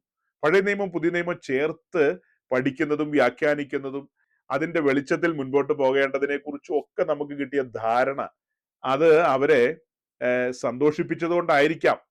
പരപ്രേരണയൊന്നും ഇല്ലാതെ അവര് അവരുടെ ആ ഹൃദയത്തിലെ സന്തോഷം എന്നോട് പങ്കുവെച്ചു. അപ്പൊ കേട്ടിരിക്കുന്ന ബാക്കിയുള്ളവർ ചിന്തിക്കുകയായിരിക്കും, ഞങ്ങൾ ആരും ഇങ്ങനെയൊന്നും പങ്കുവെക്കാൻ വരുന്നില്ലോ എന്ന്. നിങ്ങൾ എല്ലാവരും കൂടി പങ്കുവെച്ച് എന്നെ ട്രബിളിലാക്കണ്ട, ഞാൻ അങ്ങ് വിഷമിച്ചു പോവും. ആ ഒരു 3-4 പേര് എനിക്ക് മനസ്സിലായി, അവരുടെ ഹൃദയം എനിക്ക് കാണാൻ പറ്റിയ സംസാരത്തിൽ നിന്ന്. അത്യാവശ്യം ഞാൻ അവരുടെ ഹൃദയമൊക്കെ ഒന്ന് കണ്ടു, അവരുടെ സന്തോഷം അവർ പങ്കുവെച്ചപ്പോൾ എനിക്കത് മനസ്സിലായി എന്നാണ് ഞാൻ പറഞ്ഞു വന്നത്. എനിവേ, ഈ മുന്നറിയിപ്പുകൾ ഇങ്ങനെയുള്ള കാര്യങ്ങളൊക്കെ പറയുന്നത് നമ്മളുമായി സഹകരിക്കുന്ന ഒരാളും മേലാൽ കേൾക്കുന്നവരും ആരും ഇടറിപ്പോകരുത്. എല്ലാവരും യോഗ്യന്മാരായി മാറണമെന്നാണ് നമ്മൾ ആഗ്രഹിക്കുന്നത്. സാധാരണ ഒരു ശുശ്രൂഷകൻ ചിന്തിക്കുന്നതിൽ അപ്പുറമാണ് ഞാൻ ചിന്തിക്കുന്നത്. അതായത് നമ്മെ സംബന്ധിച്ച് നമ്മുടെ പഠനത്തിൽ നമുക്ക് മനസ്സിലായ ഒരു കാര്യമുണ്ട്, രക്ഷിക്കപ്പെട്ടവരെല്ലാം പുതിയ ഭൂമി വരും, അഥവാ വീണ്ടെടുപ്പിൻ പ്രക്രിയയിലേക്ക് വന്നിട്ടുള്ള എല്ലാവരും വരും. പഴയ നിയമ പുതിയ നിയമ വിശുദ്ധന്മാരെല്ലാവരും പുതിയ ഭൂമിയിലേക്കാണ് വരുന്നത്. എന്നാൽ ഈ സഭാ കാലയളവിൽ വീണ്ടെടുപ്പിൻ പ്രക്രിയയിലേക്ക് വരുന്ന വിശുദ്ധന്മാര് അവരുടെ ഒരുക്കം പൂർത്തീകരിച്ചുകൊണ്ട് അവർ ഓവർകമേഴ്സ് എന്നുള്ള നിലയില്, ജയാളികൾ എന്നുള്ള നിലയില് ക്രിസ്തുവിന്റെ ആ സെയിം ഇമേജിലേക്ക് വന്ന് ക്രിസ്തു എന്ന തലയോളം വളർന്ന്, അതിന്റെ എല്ലാ കാര്യങ്ങളും നമ്മൾ പറയാറുണ്ടല്ലോ, പറ്റിച്ചേർന്ന് കർത്താവിനോട് പറ്റിച്ചേർന്ന് ഏകാത്മാവായി തീർന്ന ആ ഒരു നിലയിലേക്ക് വന്ന് അവർ ഏക ശരീരസ്ഥർ എന്നുള്ള നിലയിലെ സിംഹാസനത്തിലേക്ക് വരുന്ന ആ നിമിഷം, അത് സ്വപ്നം കാണുന്ന ഒരാളാണ് ഞാൻ. അതുകൊണ്ടാണ് ഞാന് ദാക്ഷിണ്യമില്ലാതെ പല കാര്യങ്ങളും നിങ്ങളോട് പറയുന്നത്. എനിക്ക് വളരെ ബഹുമാനവും സ്നേഹമുള്ള ആളുകളാണ് ഈ പറഞ്ഞ ഈ സീനിയർ പാസ്റ്റേഴ്സ് പലരും. അവരൊക്കെ പറഞ്ഞ കാര്യങ്ങൾക്ക് എതിരെ ഞാൻ പറയുന്നതിന്റെ കാരണം എന്താ? നിങ്ങളിൽ ആരും അതൊക്കെ കേട്ടിട്ട് കറങ്ങിപ്പോകരുത്. അതുപോലെ തന്നെ നമ്മുടെ സർക്കിളിലുള്ള ആരും, നമ്മളുമായിട്ടൊക്കെ സഹവർത്തിക്കുന്നവരുണ്ടല്ലോ, അങ്ങനെയുള്ള സഹോദരങ്ങൾ ആർക്കും അങ്ങനത്തെ അബദ്ധങ്ങൾ വരാൻ പാടില്ല. അതുകൊണ്ടാണ് ഞാന് നിന്ദിക്കപ്പെടുമെന്ന് അറിഞ്ഞുകൊണ്ടാണ് അങ്ങനത്തെ മെസ്സേജുകളൊക്കെ പറയുന്നത്. നോക്കണം, അത്രയും വലിയ സീനിയർ പാസ്റ്റേഴ്സ്, അവർക്ക് വലിയ അനുചര വൃന്ദങ്ങളുണ്ട്. എന്തുമാത്രം ആളുകളാണ് അവരെയൊക്കെ സപ്പോർട്ട് ചെയ്യുന്നവര്. കണ്ടമാന ശുശ്രൂഷകർ അവരുടെ കൂടെയില്ലേ. അവരൊക്കെ എന്നെ അറ്റാക്ക് ചെയ്യില്ലേ? ആ ബോധമൊക്കെ ഉള്ള ആള് തന്നെയാണ് ഞാന്. അവരൊക്കെ എന്നെ അറ്റാക്ക് ചെയ്യാം. അതുപോലെ തന്നെ നിങ്ങൾ ശ്രദ്ധിക്കണം, അവരൊക്കെ നിൽക്കുന്ന ആ പരിസരത്തേക്ക് പോലും എന്നെ അടുപ്പിക്കില്ല. ഒരു ശുശ്രൂഷകൻ എന്നുള്ള നിലയില് തന്റെ ഉള്ളിലുള്ള വെളിപ്പാടുകളും ബോധ്യങ്ങളും ആശയങ്ങളും ഒക്കെ പങ്കുവെക്കണമെങ്കിൽ ഗ്രൗണ്ട് വേണം. ഗ്രൗണ്ടിന്റെ ഗേറ്റ് അവർ അടയ്ക്കും. ആ പരിസരത്ത് പോലും അടുക്കാൻ കഴിയില്ല. ആ പരിസരത്ത് പോലും. അപ്പൊ അതൊക്കെ അറിഞ്ഞുകൊണ്ട് തന്നെയാണ്, റിസ്ക് എടുത്തുകൊണ്ടാണ് ഞാൻ ഇതൊക്കെ പറയുന്നത്. വലിയ റിസ്ക് ആണത്. എന്തുകൊണ്ടാണ് നമ്മുടെ ഇടയിലുള്ള പ്രസിദ്ധരായ കൺവെൻഷൻ പ്രീച്ചേഴ്സ് ഒന്നും ഇങ്ങനത്തെ കാര്യങ്ങളൊന്നും പറയില്ലാത്തത്? ഇത് വലിയ റിസ്ക് ആണ് സഹോദരങ്ങളെ. ഒരു ലോക്കൽ ചർച്ചിലെ ഒരു കോട്ടേജ് മീറ്റിംഗിൽ പോലും നമുക്ക് അവസരം ലഭിക്കാതെ പോകും. ഒരു ലോക്കൽ ചർച്ചിലെ കോട്ടേജ് മീറ്റിംഗിൽ പോലും. കാരണം ഈ ശുശ്രൂഷകന്മാരുടെ ഇടയിലെല്ലാം ഒരു സംഭാഷണം വരും. നമ്മുടെ സീനിയർ പാസ്റ്റർ ക്രിട്ടിസൈസ് ചെയ്ത ആളാ, അയാളെ ഒരു മീറ്റിംഗിൽ പോലും വിളിക്കാൻ പാടില്ല, അയാൾ പറയുന്നത് നമുക്ക് ശ്രദ്ധിക്കേണ്ട ആവശ്യം പോലും ഇല്ല എന്ന് തമ്മിൽ ഒരു വലിയ സംസാരം ഉണ്ടാവും. ഉറപ്പാണ്. അങ്ങനെ വരുമ്പോ നമ്മുടെ മുമ്പില് സംസാരിക്കാൻ കഴിയാതെ വണ്ണം എല്ലാം അടയപ്പെടും. പക്ഷെ ഞാൻ വിശ്വസിക്കുന്നത് എന്താന്ന് നിങ്ങൾക്ക് അറിയാവോ? എന്റെ ദൈവം എന്നെ യോർദാന്റെ കരയിൽ നിർത്തിക്കൊണ്ട് സംസാരിപ്പിക്കുമെന്ന. കേൾക്കണ്ടവനെയെല്ലാം അവിടെ വിളിച്ചു വരുത്തും. പുറപ്പാട് ദിവസം 33-ാം അധ്യായത്തിന്റെ 7-ാം വാക്യത്തിൽ നമ്മൾ വായിക്കുന്ന പോലെ, യഹോവയെ അന്വേഷിക്കുന്നവനൊക്കെയും പുറപ്പെട്ട് പാളയത്തിന് പുറത്തുള്ള സമാഗമന കൂടാരത്തിലേക്ക് വരട്ടെ എന്ന്. ആ വാക്യം ഒന്ന് വായിച്ചേ.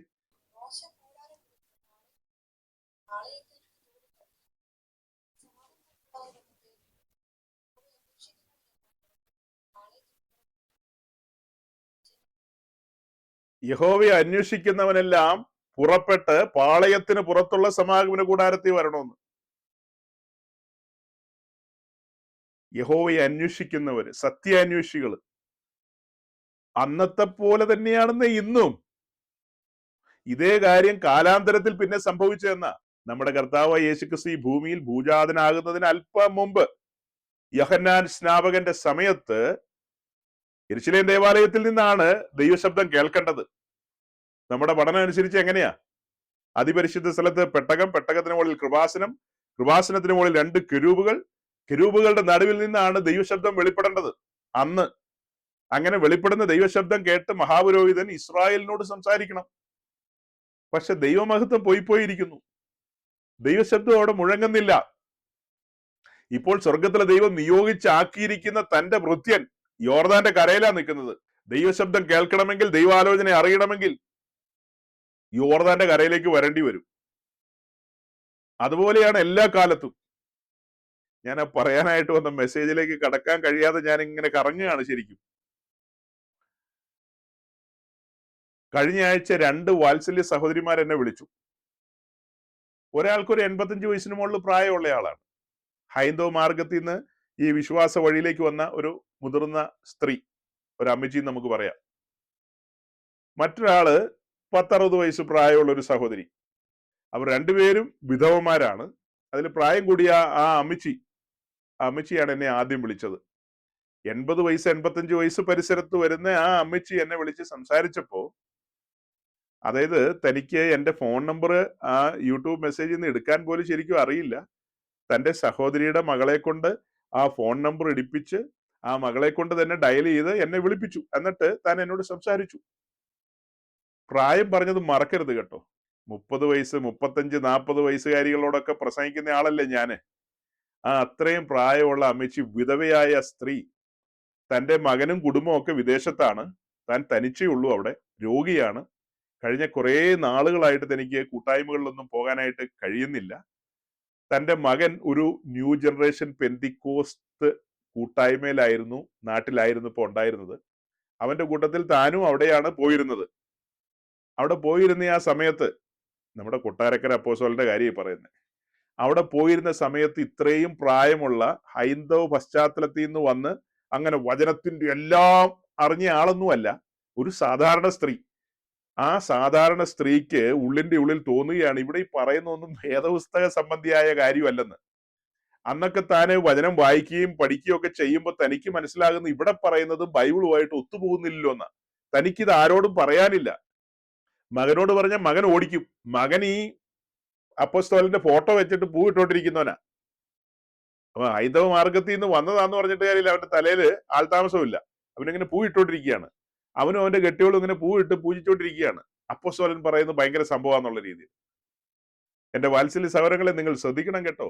ഈ ഇത്രയും പ്രായമുള്ള ആ വാത്സല്യ മാതാവിന്റെ ഉള്ളില് സത്യാന്വേഷണം ഉള്ളത് കൊണ്ട് സ്വർഗത്തിലെ ദൈവം തന്നെ കൈവിട്ടില്ല. താൻ അവിടെ നിരാശയിലാണ് സഞ്ചരിച്ചത്. പിന്നത്തേതിൽ മകന് വിദേശത്തേക്ക് പോകാനുള്ള സാഹചര്യം വന്ന് മകൻ വിദേശത്തേക്ക് പോയി. താന് തനിച്ച് അവിടുന്ന് തന്റെ കുടുംബ വീട്ടിലേക്ക് പോന്നു.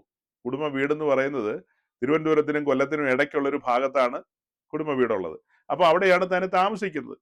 അവിടെ താമസിച്ചുകൊണ്ടിരിക്കുന്ന സമയത്താണ് കൂട്ടായ്മയ്ക്കൊന്നും പോകാൻ കഴിയില്ല, ആരും കൊണ്ടുപോകാനില്ല, താൻ രോഗിയാണ്, പല കാരണങ്ങളും ഉണ്ട്. അപ്പം ഈ യൂട്യൂബിലൂടെ അവിചാരിതമായി നമ്മൾ പറഞ്ഞൊരു മെസ്സേജ് കേൾക്കാനിടയായി. അങ്ങനെ അത് ഒരെണ്ണം കേട്ട് കഴിഞ്ഞപ്പോൾ പിന്നെ വേറെ കയറി വന്നു, അത് കേട്ടു. അങ്ങനെ അതൊക്കെ കേട്ട് മുന്നോട്ട് വന്ന് കുറേ മാസങ്ങളായി താൻ ഇങ്ങനെ കേട്ടുകൊണ്ടിരിക്കുകയാണ്. തന്റെ ഹൃദയത്തിൽ ഒരു ആഗ്രഹ നിമിത്തമാണ് എന്നോടൊന്ന് സംസാരിക്കാനായിട്ട് ഫോൺ ചെയ്തത്. അങ്ങനെ ആ വാത്സല്യ മാതാവിനോട് സംസാരിച്ചപ്പോൾ എനിക്കൊരു വലിയ സന്തോഷം തോന്നി. കാരണം എന്തെന്നറിയാവോ സഹോദരങ്ങളെ? താൻ തന്റെ സൃഷ്ടാവിനെ കണ്ടെത്തിയില്ലേ? തന്റെ ഭർത്താവ് ഈ വഴിയിൽ വന്നിട്ടാണോ മരിച്ചതെന്ന് എനിക്കറിയില്ല, അത് ഞാൻ ചോദിക്കാൻ വിട്ടുപോയി. എന്തായാലും തനിക്ക് ഈ സത്യം മനസ്സിലായി. എന്നിട്ട് എന്നോട് പറയുക, എന്റെ പാസ്റ്റർ ഈ പോകുന്ന സ്ഥലത്തും കാണുന്ന സ്ഥലത്തും ഒക്കെ യൂട്യൂബ് തുറന്നാലും എല്ലാം ഈ അനുഗ്രഹിക്കും, നിനക്ക് അത് കിട്ടൂ ഇത് കിട്ടൂ എന്നൊക്കെ പറയുന്ന പ്രസംഗങ്ങളേ ഉള്ളൂ എന്ന്. നസ്രാണികളെ, നിങ്ങൾ കേൾക്ക്.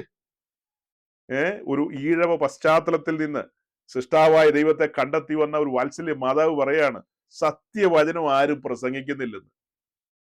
ഇവിടുത്തെ ഏതെങ്കിലും അപ്പോസ്തലനോ പ്രവാചകനൊന്നും അല്ല പറഞ്ഞത്, ഒരു സാധാരണ വീട്ടമ്മയാ പറഞ്ഞത്. സത്യവചനം കേൾക്കാൻ കൊതിയായിരുന്നെന്ന്. അങ്ങനെ ഇരിക്കുമ്പോഴാണ് എന്റെ മുമ്പിൽ ഇങ്ങനെ ഈ മെസ്സേജുകൾ വന്നത്. ഞാൻ വളരെ സന്തോഷത്തോടെയാണ് ഇത് കേട്ടുകൊണ്ടിരിക്കുന്നത്.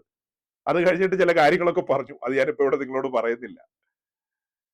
ഞാൻ തന്റെ സന്തോഷ നിമിത്തം തന്നോട് പറഞ്ഞു, ഞാൻ നാട്ടിൽ വരുമ്പോ കാണാനായിട്ട് ഉത്സാഹിക്കാം. അപ്പൊ അത് പറഞ്ഞപ്പോഴാ പറഞ്ഞത്, അങ്ങനെ പാസ്റ്റർ വരുന്നവരെ ഞാൻ ജീവിച്ചിരിക്കുന്ന എന്താ ഉറപ്പെന്ന് ചോദിച്ചു. ഞാൻ പറഞ്ഞു ധൈര്യമായിട്ടിരിക്കെ. അതായത് യേശുക്കുഞ്ഞിനെ കണ്ടിട്ടേ മരിക്കൂ എന്ന് ശിമിയോനോട് പറഞ്ഞെന്ന് പറഞ്ഞ പോലെ ധൈര്യമായിട്ടിരിക്കെ. അത് തന്നെയല്ല, അങ്ങനെ സംഭവിച്ചാൽ നമുക്ക് എന്നാ കുഴപ്പമെന്ന് ചോദിച്ചാൽ, നമുക്ക് അക്കരെ ഒരുമിച്ച് കാണാം. എന്തൊരു ഭയങ്കര ജ്വലിക്കുന്ന പ്രത്യാശയിലാണ് നമ്മൾ എത്തിയിരിക്കുന്നത്. അമ്മച്ചി ഇപ്പൊ കൊട്ടാരക്കര അപ്പോസ്തലന്റെ ഉപദേശത്തിൽ ജീവിക്കുന്ന ആളല്ല, ദൈവത്തിന്റെ പരിശുദ്ധാത്മാവിനാൽ നടത്തപ്പെടുന്ന സത്യവചനം മുറുകെ പിടിക്കുന്ന ഒരാളല്ലേ. നമ്മുടെ പ്രത്യാശ എന്താണെന്ന് ഓർത്തു നോക്കാൻ പറഞ്ഞു. നമ്മൾ വലിയ പ്രത്യാശയുടെ ഉടമകളാണ്. അതുകൊണ്ട് ധൈര്യമായിരിക്കുക. നമുക്ക് പാസ്റ്ററി ഒന്നും അല്ല കാണണ്ടേന്ന് പറഞ്ഞു ഞാൻ. നമുക്ക് കാണേണ്ടത് നമ്മുടെ കർത്താവിന്റെ തിരുമുഖമല്ലേ. നമ്മൾ അതിനു വേണ്ടിയല്ലേ നോക്കിയിരിക്കുന്നത്. അപ്പോഴും പുള്ളിക്കാരി പറഞ്ഞു ഇത്രേ ഉള്ളൂ, ഇത്രയും വചനങ്ങളൊക്കെ കേട്ടതല്ലേ, ഒന്ന് കണ്ടാ എന്താ കുഴപ്പമെന്നാ ചോദിക്കുന്നത്. അതിന് കുഴപ്പമൊന്നുമില്ല. പാസ്റ്ററെ കാണുന്നതിന് പ്രാധാന്യം ഇല്ലെന്നേ ഞാൻ പറഞ്ഞുള്ളൂ.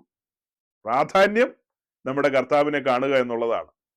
കാഹളം ധ്വനിച്ച് നമ്മുടെ കർത്താവിന്റെ അടുക്കൽ എടുക്കപ്പെടുക എന്നുള്ളതിനാണ് നമുക്ക് വലിയ വാഞ്ചയുള്ള കാര്യം. രണ്ടാമതൊരു സഹോദരി വിളിച്ച കാര്യം ഞാൻ പറഞ്ഞല്ലോ. ആ സഹോദരി കൊല്ലം ജില്ലയുടെ ഒരു ഭാഗത്താണ് ഇപ്പൊ പാർക്കുന്നത്.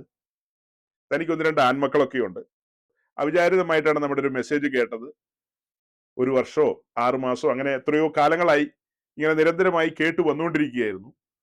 അപ്പൊ കഴിഞ്ഞ ദിവസം കേട്ട ഒരു മെസ്സേജ്, പഴയൊരു മെസ്സേജാണ്. ആ മെസ്സേജിനകത്ത് ഞാൻ സൂചിപ്പിക്കുന്നുണ്ട്, ഇതൊന്നും ആരും കേൾക്കുന്നുമില്ല, ആർക്കും വലിയ താല്പര്യമൊന്നും ഇല്ലെങ്കിൽ ഇതൊക്കെ നിർത്തിയേക്കാം, തുടർന്ന് നമ്മൾ ഈ കാര്യങ്ങളൊക്കെ പറയുന്നതിൽ വലിയ കഥയില്ല എന്നുള്ള നിലയിൽ അത് ഈ പറയുന്നുണ്ട്. അപ്പൊ അത് കേട്ടിട്ട് ആ സഹോദരി ഒന്ന് ഞെട്ടിപ്പോയി. ഇങ്ങനെ ഇനി നിർത്താൻ പോവാണോ ഈ പ്രസംഗവും പരിപാടിയും ഒക്കെ, യൂട്യൂബിലൊന്നും ഇനി ഇത് അപ്ലോഡ് ചെയ്യുന്നില്ല എന്നുള്ള നിലയിലൊക്കെയാണ് അന്ന് ഒരു സൂചന പറഞ്ഞത്. അപ്പൊ പുള്ളിക്കാരി പെട്ടെന്ന്, വിളിക്കാനിരുന്നതല്ല, അങ്ങനെയാണ് വിളിച്ചത്. വിളിച്ചിട്ട് എന്നോട് ഈ കാര്യങ്ങളൊക്കെ പറഞ്ഞപ്പോ ഞാൻ പറഞ്ഞു, അത് പഴയ മെസ്സേജിൽ പറഞ്ഞതാണ്, ഇപ്പൊ നിലവില് അങ്ങനത്തെ ചിന്തകളൊന്നും ഇല്ല, കേൾക്കാൻ ആഗ്രഹമുള്ളവർ കേൾക്കട്ടെ. സത്യാന്വേഷികള് അവിടെ ഇവിടങ്ങളില് ചിന്നിച്ചിതറി കിടപ്പുണ്ട്. അങ്ങനെയുള്ള ആളുകൾക്ക് വേണ്ടിയിട്ട് കർത്താവിന്റെ വചനം പങ്കുവെക്കേണ്ട ഉത്തരവാദിത്വം നമുക്കുണ്ടല്ലോ. ഈ കഴിഞ്ഞ സൺഡേയിലെ മെസ്സേജ് യൂട്യൂബിൽ അപ്ലോഡ് ചെയ്തിരുന്നു. അതായത് സാധാരണ അപ്ലോഡ് ചെയ്യുന്നതൊക്കെ കഴിഞ്ഞ് സമയം ഒത്തിരി മുന്നോട്ട് പോയിട്ടാണ് അത് അപ്ലോഡ് ചെയ്തത്. അത് അപ്ലോഡ് ചെയ്ത് കഴിഞ്ഞിട്ട് അതിന്റെ ലിങ്കോ അതുമായി ബന്ധപ്പെട്ട കാര്യങ്ങൾ മറ്റ് സോഷ്യൽ മീഡിയയിലൊക്കെ നമ്മൾ പ്രദർശിപ്പിക്കും, ആളുകൾ കാണുവാനും എത്തിപ്പെടുവാനും അവരെ ശ്രദ്ധിക്കുവാനും ഒക്കെ വേണ്ടിയിട്ട്. അങ്ങനെയുള്ള യാതൊരു കർമ്മങ്ങളും നമ്മൾ ചെയ്തില്ല. ഒരാൾക്ക് പോലും അതിന്റെ ഒരു ലിങ്ക് എടുത്ത് ഞാൻ കൊടുത്തില്ല. അങ്ങനെ അങ്ങ് അപ്ലോഡ് ചെയ്തിട്ടു, അത്ര തന്നെ. അതിൽ നിന്ന് എനിക്കൊരു കാര്യം മനസ്സിലായി, ആ മെസ്സേജ് ഒരു 600-ൽ താഴെ ആളുകളെ കണ്ടിട്ടുള്ളൂ, 600-ൽ താഴെ ആൾക്കാരെ അത് കണ്ടിട്ടുള്ളൂ. അതിൽ നിന്ന് ഒരു കാര്യം ബോധ്യമായി, നമ്മുടെ ശ്രോതാക്കൾ എന്ന് പറയുന്ന അത്രയേ ഉള്ളൂ. നമ്മള് ഉന്തിത്തള്ളിയും പിടിച്ചൊക്കെ വരുമ്പോഴാണ് ഈ 1000 പേരൊക്കെ കേൾക്കുന്നത്. പക്ഷെ നമ്മുടെ സബ്സ്ക്രൈബേഴ്സ് എന്ന് പറയുന്ന 5000 പേരുണ്ട് കേട്ടോ.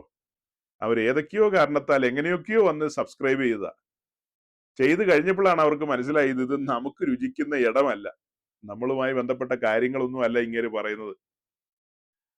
അപ്പം അങ്ങനെ അബദ്ധം പറ്റിപ്പോയ ഒത്തിരി മനുഷ്യരുണ്ട്. എന്നാല് ഏത് കാലാവസ്ഥയിലും ഞങ്ങൾ കാര്യങ്ങളെ ശ്രദ്ധിക്കുമെന്നുള്ള ഒരു 600-ൽ താഴെ ആൾക്കാരുണ്ടെന്ന് എനിക്ക് മനസ്സിലായി. ഇടയ്ക്ക് നമ്മൾ ടെസ്റ്റ് ചെയ്യുകയൊക്കെ ചെയ്യണമല്ലോ. അപ്പൊ ആ ടെസ്റ്റിൽ എനിക്ക് മനസ്സിലായ കാര്യമാണ്, എന്റെ ബോധ്യമാണത്. കൂടുതൽ ആൾക്കാരൊന്നും അത് കേൾക്കാനുണ്ടായില്ല. ഓക്കെ, അപ്പൊ ഞാൻ പറഞ്ഞു വന്നത്, ഈ രണ്ടാമത് പറഞ്ഞ വാത്സല്യ സഹോദരി എന്നോട് പറയാണ്, അതൊക്കെ ഇങ്ങനെ കേട്ടുകൊണ്ടിരുന്നപ്പോഴാണ് താന് ഇതുവരെ കേൾക്കാത്തതായ ഒത്തിരി കാര്യങ്ങൾ ഒരു 2ാം ജന്മം പോലെ തോന്നി. രക്ഷയെക്കുറിച്ച്, സ്നാനത്തെക്കുറിച്ചും വിശുദ്ധ ജീവിതത്തെക്കുറിച്ചൊക്കെ പറഞ്ഞ ഒത്തിരി മെസ്സേജുകൾ തന്നെ സ്വാധീനിച്ചിട്ടുണ്ട് ഭയങ്കരമായിട്ട്. അപ്പൊ ഞാൻ അവരോട് ചോദിക്കുകയും ചെയ്തു, നമ്മുടെ ഈ മെസ്സേജിനകത്തൊക്കെ നമ്മളിങ്ങനെ ഭയങ്കരമായിട്ട് ക്രിട്ടിസൈസ് ചെയ്യുന്ന രീതിയിൽ അവർക്കതൊന്നും തോന്നിയില്ലെന്ന്.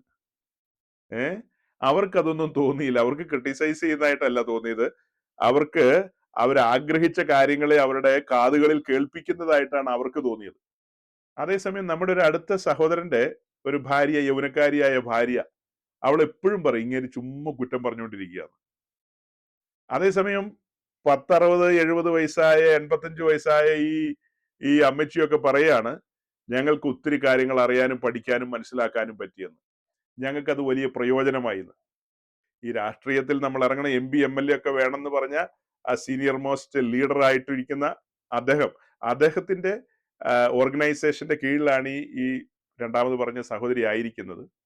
അപ്പം ഞാൻ ചോദിച്ചു, നിങ്ങളുടെ ആ ലോക്കൽ ചർച്ചിലെ പാസ്റ്ററും ഒക്കെ ഈ കാര്യങ്ങളെ അംഗീകരിക്കുന്നവരാണോ എന്ന് ചോദിച്ചു. അപ്പൊ നമ്മൾ അവിടെ പോകുന്നു, കൂട്ടായ്മ ആചരിക്കുന്നു, തിരിച്ചു പോരുന്നു. പക്ഷെ നമ്മൾ ഇങ്ങനത്തെ സോഴ്സുകളിലൂടെ വചനം പഠിക്കുകയാണ്, വചനം പഠിക്കുന്നു, മനസ്സിലാക്കുന്നു. 10 കന്യകമാർ ആരാണെന്നുള്ള മെസ്സേജ് ഞാൻ 2 ആഴ്ച മുമ്പാണ് കേട്ടത്. ആ സെയിം ആഴ്ചയിൽ ഞങ്ങളുടെ ചർച്ചിൽ ഞങ്ങളുടെ ശുശ്രൂഷകനും വന്നവരും പോയവരും ഒക്കെ പ്രസംഗിച്ചിരുന്നു, നമ്മൾ ബുദ്ധിയുള്ള കന്യകമാരെ പോലെ ആകണമെന്ന്. എന്നാല് ദൈവസഭയെ യഹൂദനെയൊക്കെ ചേർത്ത് വെച്ച് മേലാൽ സംഭവിപ്പാനുള്ള കാര്യങ്ങളെ കുറിച്ചൊക്കെയുള്ള വിശദീകരണങ്ങൾ കേട്ടപ്പോഴാണ് എനിക്കത് ദൈവത്തിന്റെ ആത്മാവ് നല്ല നിലയിൽ തുറന്നു തന്നു. ഇപ്പോ ഞാൻ ആ കാര്യത്തിൽ നല്ല ബോധവതിയാണ് എന്ന് അവർ പറയാനിടയായി. ഞാനിതൊക്കെ പറഞ്ഞതിന്റെ സാരം എന്താണെന്നറിയാവോ? ഒരു കൂട്ടം ആൾക്കാര് അലക്ഷ്യമായിട്ട് പോകുമ്പോൾ ഒരു കൂട്ടം ആൾക്കാര് ഇങ്ങനെ വരുന്നുണ്ട്. ഇത് ഞാൻ മാത്രം അറിയുന്ന ഒരു കാര്യമല്ലേ? നിങ്ങളെ കൂടെ അറിയിക്കണ്ടേ സഹോദരങ്ങളെ? വിലപ്പെട്ട സമയം കളഞ്ഞിട്ടാണോ അറിയിക്കുന്നതെന്ന് ചോദിച്ചാൽ നിങ്ങളെ ഓരോരുത്തരുടെയും വീട്ടിൽ വന്ന് പറയാൻ പറ്റും എനിക്ക്. അതുകൊണ്ടല്ലേ എല്ലാവരും കൂടെ ഒരുമിച്ചിരുന്ന സമയത്ത് നിങ്ങളുടെ സന്തോഷത്തിനും നിങ്ങളുടെ ലജ്ജയ്ക്കുമായിട്ട് ഇത് പറയുന്നത്. നിങ്ങളുടെ സന്തോഷത്തിനും മറു സൈഡിൽ ലജ്ജയ്ക്കുമായിട്ട്. യൗവനക്കാരികളായ സഹോദരിമാര് കേൾക്കണം. 80, 70, 60 വയസ്സായ പ്രായമുള്ളവര്, അതും അക്രൈസ്തവ പശ്ചാത്തലത്തിൽ ജനിച്ചു വളർത്തപ്പെട്ടവര്, സൺഡേ സ്കൂളൊന്നും പഠിക്കാത്തവര്, അതുപോലെയുള്ള കാര്യങ്ങളൊന്നും കേൾക്കാത്തവര്, അവര് ആ സത്യവചനത്തിന് വേണ്ടി കൊതിക്കുന്ന കാര്യങ്ങൾ, അങ്ങനെ വന്ന എല്ലാവർക്കും സത്യവചനത്തിന് വേണ്ടി ദാഹമുണ്ടെന്നൊന്നും അല്ല കേട്ടോ ഞാൻ പറയുന്നത്. ഇപ്പൊ നമ്മുടെ കൺവെട്ടത്ത് വന്ന രണ്ടുപേരെ എന്തുകൊണ്ട് പരിശുദ്ധാത്മാവ് നിങ്ങളുടെ മുമ്പിൽ അവതരിപ്പിച്ചെന്ന് ചോദിച്ചാൽ, അവരുടെ ഉള്ളിലെ ആ എരിവ് അത് നമ്മുടെ ഉള്ളിലും വരണം. ആ എരിവ്, വചനത്തിന് വേണ്ടിയ ദാഹം, സത്യത്തിന് വേണ്ടി, നീതിക്ക് വേണ്ടി നിൽക്കാനുള്ള ആ ഒരു ഉത്സാഹം നമ്മുടെ ഓരോരുത്തരുടെ ഉള്ളിൽ വരണം. അല്ലാതെ എല്ലാ ആഴ്ചയിലും വന്ന് നമ്മൾ കുറെ പ്രസംഗം കേട്ട് അത് പ്രാക്ടിക്കൽ ലൈഫിലേക്ക് കൊണ്ടുവന്നില്ലെങ്കിൽ ഈ കേൾക്കുന്നതുകൊണ്ട് അർത്ഥമില്ലെന്നേ. രണ്ടുപേര് പ്രാക്ടിക്കൽ ലൈഫിലേക്ക് കൊണ്ടുവന്നത് കണ്ടതുകൊണ്ട് ആ സന്തോഷമാണ് ഞാൻ നിങ്ങളോട് പങ്കുവെക്കുന്നത്. അത്രയും മുതിർന്ന സ്ത്രീകള് അവരുടെ പ്രാക്ടിക്കൽ ലൈഫിലേക്ക് കൊണ്ടുവരികയാണ്. അവര് മുന്നും പിന്നും നോക്കുന്നില്ല. അവർക്ക് എന്ത് തോന്നുന്നു, ഇവർക്ക് എന്ത് തോന്നുന്നു, അതൊന്നുമല്ല അവരുടെ വിഷയം. എനിക്ക് വേണ്ടുന്ന വചനങ്ങൾ ഇതാണ്. ക്രൂശിന്റെ സന്ദേശമാണ് എനിക്ക് വേണ്ടത്. അപ്പോസ്തലന്മാർ പഠിപ്പിച്ചതാണ് എനിക്ക് വേണ്ടത്. ഈ ഭൂമിയിൽ ഞാൻ അന്യനും പരദേശിയും എന്ന് പറയുന്ന ഒരു ഉപദേശിയുടെ പ്രസംഗമാണ് എനിക്ക് കേൾക്കേണ്ടത്. എന്റെ പ്രത്യാശ വരാൻ പോകുന്ന പുതിയ ഭൂമിയിലാണ്, വെളിപ്പെടുന്ന തേജസ്സിന്റെ നഗരമായ പുതിയ യെരൂശലേമിലാണ്. അതിലേക്ക് എന്നെ നയിക്കുന്നവരാണ് എന്റെ കർത്താവ് ആക്കി വെച്ച ശുശ്രൂഷകരെന്ന് ഞാൻ വിശ്വസിക്കുന്നെന്നാണ് അവർ പറയുന്നത്. നമ്മെ കേൾക്കുന്ന ഒത്തിരി പേരുണ്ട്. അവർക്ക് എല്ലാവർക്കും അങ്ങനത്തെ ഒരു ചിന്തയുണ്ടാവുമോ? എല്ലാവർക്കും അങ്ങനത്തെ ചിന്തയൊന്നും ഉണ്ടെന്ന് തോന്നുന്നില്ല. നിങ്ങളിൽ പലരും വളരെ സീരിയസ് ആയിട്ട് ചിന്തിക്കുന്നവരും കാര്യങ്ങളെ കുറിച്ച് നല്ല ബോധ്യമുള്ളവരുമാണ്. എന്നിരുന്നാലും ഞാൻ നിങ്ങളോട് പറയായിരുന്നു, ഇങ്ങനെ ചിലരൊക്കെ എന്നെ വിളിക്കുകയും സംസാരിക്കുകയൊക്കെ ചെയ്യുമ്പോൾ ഉണ്ടാകുന്ന ആ സന്തോഷം നിങ്ങളുടെ ഉള്ളിലും ആ സന്തോഷം ഉണ്ടാകണം. ഒരു ശേഷിപ്പ് അവിടെ ഇവിടങ്ങളിൽ ഒരുങ്ങിക്കൊണ്ടിരിക്കുക സഹോദരങ്ങളെ. നോക്കണം, ഇവിടെ നമ്മൾ സഭാരാഷ്ട്രീയെന്നോ അല്ലെങ്കിൽ കുറെ പേര് അങ്ങനെ ജീവിതമില്ലാതെ നടക്കുന്നെന്നോ ദ്രവ്യാഗ്രഹം ഉണ്ടെന്നോ ഒക്കെ നമ്മൾ പറയുമ്പോഴും ഇതിനിടയിലും ദൈവം ആളുകളെ ഒരുക്കുന്നത് കണ്ടോ? ഹൃദയങ്ങളെ ഒരുക്കുകയാണ്. കാഹളത്തിന് സമയമാകുമ്പോൾ ദൈവം ആളുകളെ തട്ടി ഉണർത്തുകയാണ്. കഴിഞ്ഞ 3-4 ദിവസം മുമ്പ് അമേരിക്കൻ ഗവൺമെന്റ് ഒരു അനൗൺസ്മെന്റ് നടത്തി. അമേരിക്കൻ പൗരന്മാരെ ഇറാനിൽ നിന്നും ഇസ്രായേലിൽ നിന്നും ഉടനടി പിൻവാങ്ങണം. ഇന്ത്യ ഗവൺമെന്റ് അനൗൺസ് ചെയ്തു, ഇന്ത്യൻ പൗരന്മാര് ഇറാനിൽ നിന്ന് വേഗം പുറത്തു വരണം. ഇസ്രായേലിലുള്ളവര് വളരെ സുരക്ഷിതമായിരിക്കേണ്ടതുണ്ട്. എല്ലാ ഗവൺമെന്റുകളും അവരുടെ പൗരന്മാരോടുള്ള ബന്ധത്തില് മുന്നറിയിപ്പുകൾ കൊടുക്കുകയും അവർക്ക് വേണ്ടുന്ന കാര്യങ്ങളൊക്കെ കൈകാര്യം ചെയ്തു. അതുപോലെ തന്നെയാണ് സഹോദരങ്ങളെ, കാഹളത്തിന് കാലമാകുന്നു. സ്വർഗത്തിലെ ദൈവം തനിക്കുള്ളവരെ അവിടെ ഇവിടങ്ങളിൽ കൂട്ടിച്ചേർക്കുകയാണ്. തനിക്കുള്ളവരെ എഴുന്നേൽപ്പിക്കുകയാണ്. അവർ മടുത്തു പോകാതെ, ക്ഷീണിച്ചു പോകാതെ അവരെ സജ്ജമാക്കുകയാണ്. അത് നിങ്ങളോടും കൂടെ ഞാനൊന്ന് പങ്കുവെക്കുന്നു, അത്രമാത്രം. അത് നിങ്ങളോടും കൂടെ പങ്കുവെക്കുകയാണ്. അപ്പൊ അത്രയും പ്രായമുള്ള അവര്, അതുപോലെ വേറെ പലരും എന്നോട് സംസാരിക്കുകയുണ്ടായി ഈ കഴിഞ്ഞ ദിവസങ്ങളിൽ. ഇത്രയും സീനിയർ ആയിട്ടുള്ള പാസ്റ്റർമാർ പറയുന്നു നമുക്ക് പൊളിറ്റിക്സിലേക്ക് ഇറങ്ങണമെന്ന് പറയുമ്പോൾ അവര് തരിമ്പും അതിനെ അംഗീകരിക്കുന്നില്ല, അവരതിനെ കൂട്ടാക്കുന്നില്ല, അവരതിനോട് യോജിക്കുന്നില്ല. അപ്പൊ അതിൽ നിന്ന് നമ്മൾ മനസ്സിലാക്കുന്നത് എന്താ? നമ്മൾ എന്തിനാ ഇങ്ങനെയൊക്കെ പ്രസംഗിക്കുന്നതും അതുപോലെ ഈ ഷോർട്ട് വീഡിയോസ് ഒക്കെ ഇടുന്നത്? അവിടെയൊക്കെ വന്ന ആളുകൾ അഭിപ്രായങ്ങൾ പറയുന്നതും അതുപോലെ പേഴ്സണലായിട്ട് വിളിച്ച് സംസാരിക്കുന്നതും ഒക്കെ കാണുമ്പോൾ നമുക്ക് മനസ്സിലാകുകയാണ്, ഒരു കൂട്ടം ആളുകളുടെ ഉള്ളിൽ ആ കത്തലുണ്ട്. ഉപദേശത്തിന് വേണ്ടി നിൽക്കണം. ഉപദേശത്തെ കണ്ണിന്റെ കൃഷ്ണമണി പോലെ സൂക്ഷിക്കേണ്ടതുണ്ട്. ഇതിനെ നിസ്സാരമാക്കാൻ പാടില്ല, ലഘുവാക്കാൻ പാടില്ല. നമ്മൾ അതുകൊണ്ടല്ലേ പഴയ നിയമത്തിൽ നിന്നും പുതിയ നിയമത്തിൽ നിന്നും ചരിത്ര സംഭവങ്ങളെ മുൻനിർത്തിക്കൊണ്ട് സംസാരിക്കുന്നത്. ഇസ്രായേലിന്റെ യാത്രയിൽ അവർക്ക് വന്ന പാളിച്ചകൾ നമ്മുടെ മുമ്പിലുണ്ട്. ആദിമ ക്രൈസ്തവ ലോകത്തിന് സംഭവിച്ച പാളിച്ചകൾ ചരിത്രത്തിലുണ്ട്. ആദ്യ 3 നൂറ്റാണ്ടിൽ ശോഭയോടുകൂടി നിന്നൊരു സമൂഹം പിന്നത്തേതിൽ രാജകീയ അധികാരത്തിന് വേണ്ടി ഇറങ്ങിത്തിരിച്ചു, രാജാവിനോട് കൂട്ടുകൂടി, അങ്ങനെ ലോകമയത്വത്തിലേക്ക് ഇറങ്ങിപ്പോയി. പിന്നത്തേതിൽ ഇരുളിലേക്കും പോയി. ചരിത്രമല്ലേ അത്? ഇസ്രായേലിന്റെ ചരിത്രത്തിലേക്ക് നോക്കിയ ഞങ്ങൾക്ക് രാജാവിനെ വേണമെന്നല്ലേ അവർ പറഞ്ഞത്. അത് ദൈവത്തിന്റെ ദാസനായ ശമൂവേലിന്റെ അനിഷ്ടത്തിന് കാരണമായി. അപ്പൊ ശമൂവേലിനോട് വലിയവനായ ദൈവം എന്താ പറഞ്ഞത്? ശമൂവേലേ, നീ സങ്കടപ്പെടണ്ട, അവര് നിന്നെയല്ല ത്യജിച്ചത്, എന്നെയാ ത്യജിച്ചത്. അവര് നിന്നെയല്ല തള്ളിക്കളഞ്ഞത്, എന്നെയാ തള്ളിക്കളഞ്ഞത്. എന്നെ അവർക്ക് വേണ്ട എന്നുള്ളതാണ് മനസ്സിലാക്കുന്നത്, അല്ലേ? അവർ എന്നെ തള്ളിക്കളഞ്ഞിരിക്കുന്നു, എന്നെ ത്യജിച്ചിരിക്കുന്നു. അത് അവരുടെ ജീവിതത്തിൽ നാശഹേതുവായി തീർന്നു എന്നുള്ളതാണ് ചരിത്രം. അതുപോലെ തന്നെയാണ് സഭാചരിത്രത്തിലേക്കും ഈ ഇസ്രായേലിലേക്കും ഒക്കെ മാറി മാറി മാറി നമ്മൾ ഇറങ്ങുകയും കയറുകയും ചെയ്യുമ്പോൾ നമുക്ക് മനസ്സിലാകുന്ന കാര്യങ്ങൾ. ചരിത്രത്തിൽ ഇതെല്ലാം സംഭവിക്കുകയാണ്. ചരിത്രത്തിൽ ഇതെല്ലാം സംഭവിക്കുകയാണ്. ഈ 3 നൂറ്റാണ്ട് കഴിഞ്ഞ് ക്രിസ്തീയ സഭ കോൺസ്റ്റന്റൈൻ ചക്രവർത്തിയുമായി കൈകൊടുത്ത് അങ്ങനെ മുൻപോട്ട് പോകുന്ന സമയത്ത് അവിടെ ഒറ്റയും തെറ്റയുമായിട്ട് ആരെങ്കിലും ഒക്കെ ശുശ്രൂഷകന്മാർ അതിനോട് എതിർത്ത് കാണും. വെള്ളത്തിൽ മുങ്ങിച്ചകാൻ നേരത്ത് കൈകാലിട്ടടിക്കുന്ന കണ്ടിട്ടില്ലേ? അവസാന ശ്രമം എന്നോണം കൈകാലിട്ടടിക്കും എന്ന് പറഞ്ഞതുപോലെ അന്ന് ഹൃദയവേദനയോടെ ഒരുപക്ഷെ ഭക്തന്മാര് കൈകാലിട്ടടിച്ചു കാണും. കൊന്നാലും ഞങ്ങൾ സമരസപ്പെടില്ല, ഈ രാജകീയ അധികാരങ്ങളൊന്നും ഞങ്ങൾക്ക് വേണ്ട, നിങ്ങളുടെ പാഗൻ മതത്തിന്റെ വസ്ത്രധാരണ രീതികൾ ഞങ്ങൾക്ക് വേണ്ട, അതിന്റെ ആചാര മര്യാദകൾ ഞങ്ങൾക്ക് വേണ്ട, അവിടുത്തെ ബലിയർപ്പണം പോലത്തെയുള്ള ബലിയർപ്പണങ്ങളൊന്നും ഞങ്ങൾക്ക് വേണ്ട. ഞങ്ങളുടെ കർത്താവ് യേശു ക്രിസ്തു ഞങ്ങൾക്ക് വേണ്ടി തിരുബലിയായി തീർന്നു. ഇനി ഒരു ബലി ശേഷിക്കുന്നില്ല. ഇനി അതരവലം എന്ന സ്തോത്ര ബലി അർപ്പിച്ചാൽ മതി. നന്മ ചെയ്യുക എന്ന് പറയുന്ന ഒരു ബലിയാണ്. അങ്ങനെ ഓരോരോ കാര്യങ്ങൾ പുതിയ നിയമത്തിലുണ്ട്. അതിന് വിരുദ്ധമായ കാര്യങ്ങളിലേക്കൊന്നും ഞങ്ങൾ പോകുന്നില്ല എന്നുള്ള ഒരു വലിയ സമർപ്പണത്തിൽ ഒരു ചെറിയ കൂട്ടം ആൾക്കാർ അന്നും കാണും. അതിനോട് ലയിച്ചു ചേരാത്തവർ അന്നും ഉണ്ടായിരുന്നു. അതുപോലെ ഇന്ന് ഇങ്ങനെയുള്ള കാര്യങ്ങളോട് നമ്മൾ എന്തുകൊണ്ട് എതിർക്കുന്നത്? നമുക്ക് കഴിയില്ല അതിനോട് യോജിച്ചു പോകാനായിട്ട്. അല്ലാതെ ആ പറഞ്ഞ ശുശ്രൂഷകന്മാരോട് നമുക്ക് ആരെങ്കിലും വല്ല വൈരാഗ്യമോ വാശിയോ വല്ലതും ഉണ്ടോ? നമുക്ക് അവരോടൊന്നും ഒരു ദേഷ്യവും ഇല്ല. അവര് പറഞ്ഞ ആശയങ്ങൾ കൊലയ്ക്ക് കൊടുക്കുന്നതിന് തുല്യമാണ്. അത് നിത്യനാശത്തിലേക്ക് പോകാനുള്ള സാധ്യതയാണ് കാണിക്കുന്നത്. അപ്പൊ അതുകൊണ്ടല്ലേ നമ്മൾ അതിനോടൊക്കെ എതിർത്ത് നിന്നത്. അതുപോലെ തന്നെയാണ് നമുക്ക് വെളിപ്പെട്ട് കിട്ടിയിരിക്കുന്ന ഉപദേശ സംഹിതകൾക്ക് വിരുദ്ധമായി വരുന്ന കാര്യങ്ങൾക്ക് എതിരെ നമ്മൾ പോരാടും. നമ്മൾ പറയുന്ന ഈ ന്യൂ ജനറേഷൻ പെന്റിക്കോസ്റ്റ് എന്ന് പറയുന്നത് പോലെ തന്നെ ഈ ബ്രദറൻ സമൂഹത്തിലും ഈ ന്യൂജൻ ഗ്രൂപ്പുകളുണ്ട്. നമ്മൾ പെന്തക്കോസ്റ്റുമായി ബന്ധപ്പെട്ട് അതിന്റെ പെരിഫറൽ ലൈനിൽ കറങ്ങി നടക്കുന്ന ഈ ന്യൂജൻ ഗ്രൂപ്പുകളെ കുറിച്ച് പറയുമ്പോൾ എന്താ നമ്മൾ ചിന്തിക്കുന്നത്? അവർ പ്യുവർ ഗോസ്പൽ പ്രീച്ച് ചെയ്യില്ല, അതുപോലെ ഉപദേശ വിഷയങ്ങളൊക്കെ കൂട്ടിക്കളയുന്നവരാണ്, അവർ ഈ ആയുസിൽ മാത്രം പ്രത്യാശയുള്ളവരാണ്, അവര് മെറ്റീരിയൽ ബ്ലെസ്സിങ്ങിന് ഊന്നൽ കൊടുത്തുകൊണ്ട് അങ്ങനെയുള്ള കാര്യങ്ങൾ പ്രീച്ച് ചെയ്യുന്നവരാണ്. ഈ ലോകത്തിൽ ധനവാന്മാരാകുക, പിന്നത്തേതിൽ തിന്നുക, കുടിക്കുക, ആനന്ദിക്കുക എന്ന വീക്ഷണമുള്ളവരാണ് അവര്. അതുപോലെ തന്നെ ബ്രദറുകാരുടെ കൂട്ടത്തിൽ ന്യൂജൻ ഗ്രൂപ്പുകളുണ്ട്. അവര് നമ്മൾ പറയുന്ന ഈ ന്യൂ ജനറേഷൻ പെന്തിക്കോസ്റ്റുകാർ പറയുന്ന ആ രീതിയിലുള്ള ഉപദേശങ്ങളെല്ലാം പറയുന്നവരല്ല. പക്ഷെ പല കാര്യങ്ങളിലും അവർ ലിബറൽ ആയിരിക്കും. അവർ ഈ മെറ്റീരിയൽ ബ്ലെസ്സിങ്ങോ ഈ ആയുസിൽ മാത്രം പ്രത്യാശയുള്ള കാര്യങ്ങളോ അങ്ങനെയുള്ള കാര്യങ്ങളൊന്നുമല്ല. അതല്ലാതെ തന്നെ നമ്മൾ മുറുകെ പിടിക്കുന്ന ഒത്തിരി കാര്യങ്ങളുണ്ട്. അങ്ങനെയുള്ള കാര്യങ്ങളെയൊക്കെ അവര് അയച്ചു വിട്ടിട്ട് അതിനൊന്നും ഗൗരവമില്ലാത്ത രീതിയിൽ അവരവരുടെ ടീച്ചിങ്ങുകൾ കൊണ്ടുവരികയാണ്.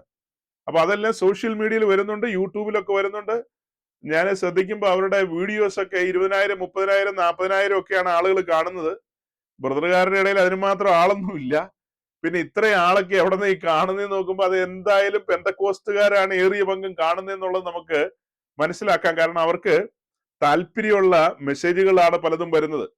ഈ ഓർണമെന്റ്സുമായി ബന്ധപ്പെട്ട് അഥവാ ബാഹ്യാലങ്കാരങ്ങളുമായി ബന്ധപ്പെട്ട് 2-3 എപ്പിസോഡായിട്ട് കടന്നു വന്നിട്ടുള്ള മെസ്സേജുകളുണ്ട്.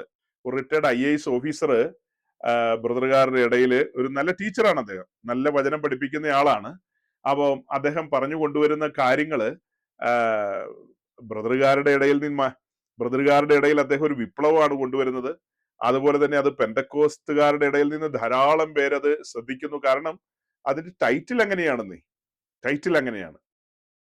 അത് കണ്ടിട്ട് ചില സഹോദരിമാർ എനിക്കത് അയച്ചു തന്നു. അപ്പൊ അതിലെ ആദ്യത്തെ കുറച്ച് ഭാഗം ഞാനൊന്ന് കേട്ടു, ഒരു 5 to 10 minutes ഒന്ന് കേട്ടു.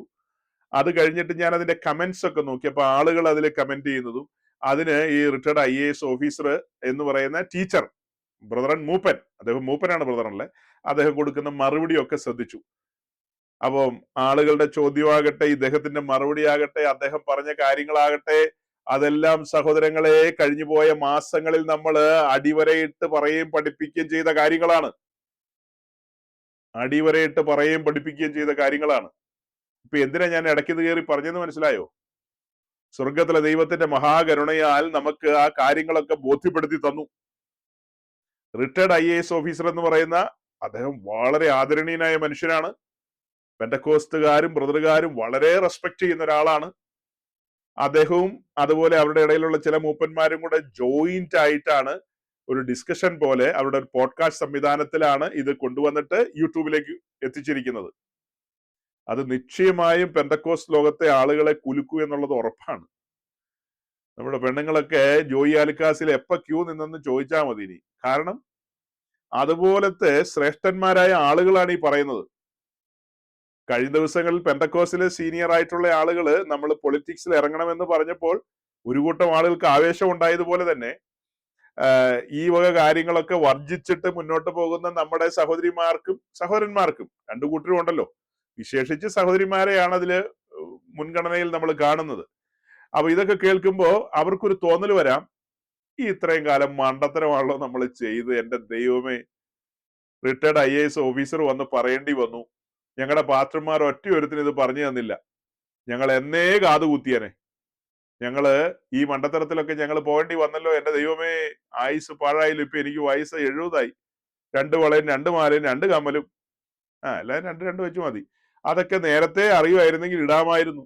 മൂത്ത മോൻ ന്യൂയോർക്കിലാണ്, രണ്ടാമത്തെ മോൻ ഫ്രാൻസിലാണ്, മൂന്നാമത്തെ മോൻ അങ്ങ് കുവൈറ്റിലാണ്, മോൾ അങ്ങ് ഓസ്ട്രേലിയയിലാണ്. ഇട്ടുമൂടാനുള്ള കാശുണ്ട്, എത്ര പവൻ വേണേലും മേടിക്കാമായിരുന്നു. പക്ഷെ പേടിച്ച് ഇടാതിരുന്നതാണ്. ഇപ്പൊ ഉണ്ട്, ചാറായപ്പോഴാണ് ഇവന്മാർ ഈ ഉപദേശമായിട്ട് വന്നിരിക്കുന്നത്. നേരത്തെ കാലത്തെ പറയായിരുന്നെങ്കിൽ എന്നേ ഇടാമായിരുന്നെന്ന് അവര് ചിന്തിക്കുന്നു. സൗരങ്ങളെ 4 സൈഡിൽ നിന്നും ആക്രമണങ്ങളാണ്.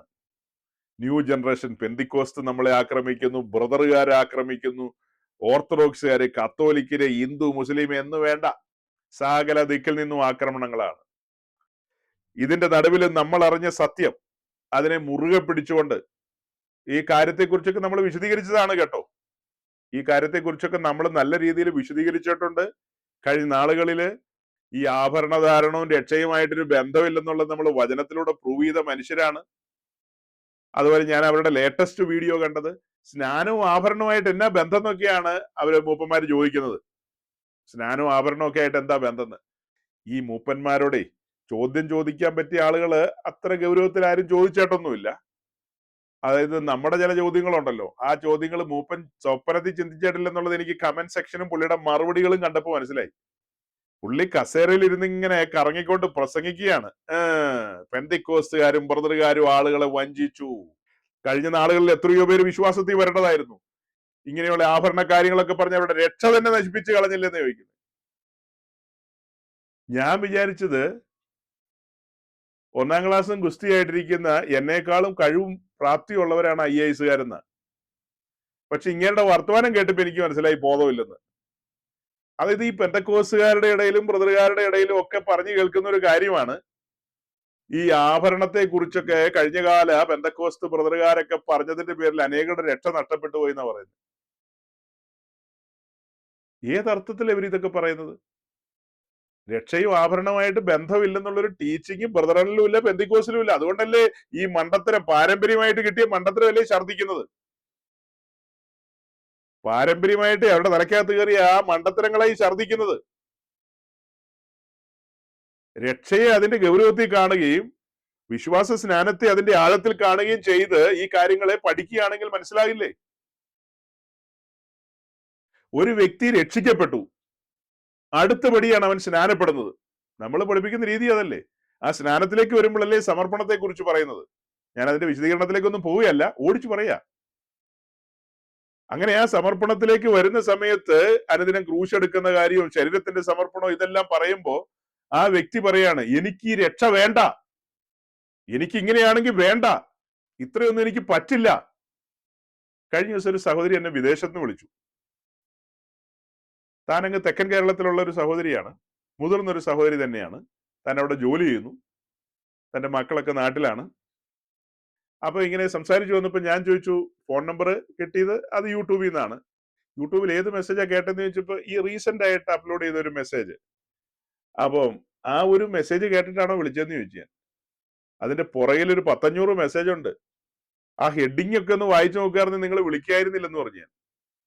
നിങ്ങൾ ഒരു മെസ്സേജ് കേട്ടിട്ട് അതിൽ ഏതോ ഒരു സെന്റൻസ് കേട്ട് സന്തോഷം തോന്നി എന്നെ വിളിച്ചു. ബാക്കിയുള്ള മെസ്സേജിന്റെ ഹെഡിങ്ങുകളൊക്കെ നിങ്ങൾ വായിക്കുകയായിരുന്നു, നിങ്ങൾ വിളിക്കില്ലായിരുന്നു എന്ന് പറഞ്ഞു ഞാൻ. അതെങ്ങനെ അങ്ങനെ ചാടിക്കയറി വിളിക്കുന്നത്? തുടർന്ന് സംസാരിച്ചു വന്നപ്പോഴാണ് സഹോദരി പറഞ്ഞത്, അതായത് തനിക്ക് അങ്ങനെ ആരുടെ അടിമയായിട്ടിരിക്കാനൊന്നും പറ്റില്ല, തനിക്ക് ഫ്രീഡം വേണം. പല ചർച്ചിലും പാസ്റ്റേഴ്സ് അവരുടെ വിശ്വാസികളെ ഇങ്ങനെ വരിഞ്ഞു മുറുക്കി നിർത്തിയിരിക്കുകയാണ്. എനിക്കത് പറ്റില്ല, എനിക്ക് സ്വാതന്ത്ര്യം വേണമെന്ന് പറഞ്ഞു. എല്ലാവരും സ്വാതന്ത്ര്യം ആഗ്രഹിക്കുന്നവരാ. ലോകത്തിലെ എല്ലാ രാജ്യത്തും ആളുകൾ സ്വാതന്ത്ര്യം ആഗ്രഹിക്കുന്നുണ്ട്. ആത്മീയ ലോകത്ത് ശരിക്കും നമ്മെ സ്വാതന്ത്ര്യത്തിലേക്കല്ലേ കൊണ്ടുവന്നിരിക്കുന്നേ. പാപത്തിന്റെ ബന്ധനത്തിൽ നിന്ന് നമുക്ക് സ്വാതന്ത്ര്യം തന്നുകൊണ്ട് പിന്നീട് നമ്മളെ നുകത്തിന്റെ കീഴിലേക്ക് കൊണ്ടുവന്ന് നമ്മെ ഒരു കെട്ടപ്പെട്ട അവസ്ഥയിലേക്ക് എത്തിക്കുകയല്ലേ ശരിക്കും സംഭവിക്കുന്നത്. ഈ നുകത്തിന്റെ കമ്പോണൻസ് ഈ കഴുത്തിൽ ഇരിക്കുന്ന ഒരു വ്യക്തിക്ക് സ്വാതന്ത്ര്യം വേണമെന്ന് എങ്ങനെ പറയാൻ പറ്റും? അപ്പൊ താനെ വിശ്വാസി വന്ന് എങ്ങനെയാണെന്ന് ചോദിച്ചു. അതിന്റെ ഓരോരോ സ്റ്റെപ്പുകൾ ചോദിച്ചപ്പോ എനിക്ക് മനസ്സിലായി, ഒന്നും കേട്ടിട്ടില്ല, ഒന്നും മനസ്സിലായിട്ടില്ല. യേശുക്രിസ്തു രക്ഷകനാന്ന് മനസ്സിലായി. കർത്താവിനെ രക്ഷിതാവായി സ്വീകരിച്ച് മുൻപോട്ട് പോകണമെങ്കിൽ സ്നാനപ്പെടണമെന്ന് മനസ്സിലായി. അങ്ങനെ സ്നാനപ്പെട്ടു, അത്ര തന്നെ. അതല്ലാതെ ഭാരിച്ച കാര്യങ്ങളൊന്നും അറിയില്ല. ഞാനിത് എന്തിനാ ഇടയ്ക്ക് കയറി പറഞ്ഞെന്നറിയാവോ? ചില മനുഷ്യർ ഈ സ്വാതന്ത്ര്യം ആഗ്രഹിക്കുന്നു. എല്ലാവരും സ്വാതന്ത്ര്യം ആഗ്രഹിക്കുന്നുണ്ട്. ശരിക്കും നമ്മള് സന്തോഷത്തോടു കൂടിയല്ലേ കഴുത്ത് വെച്ചു കൊടുക്കുന്നത്?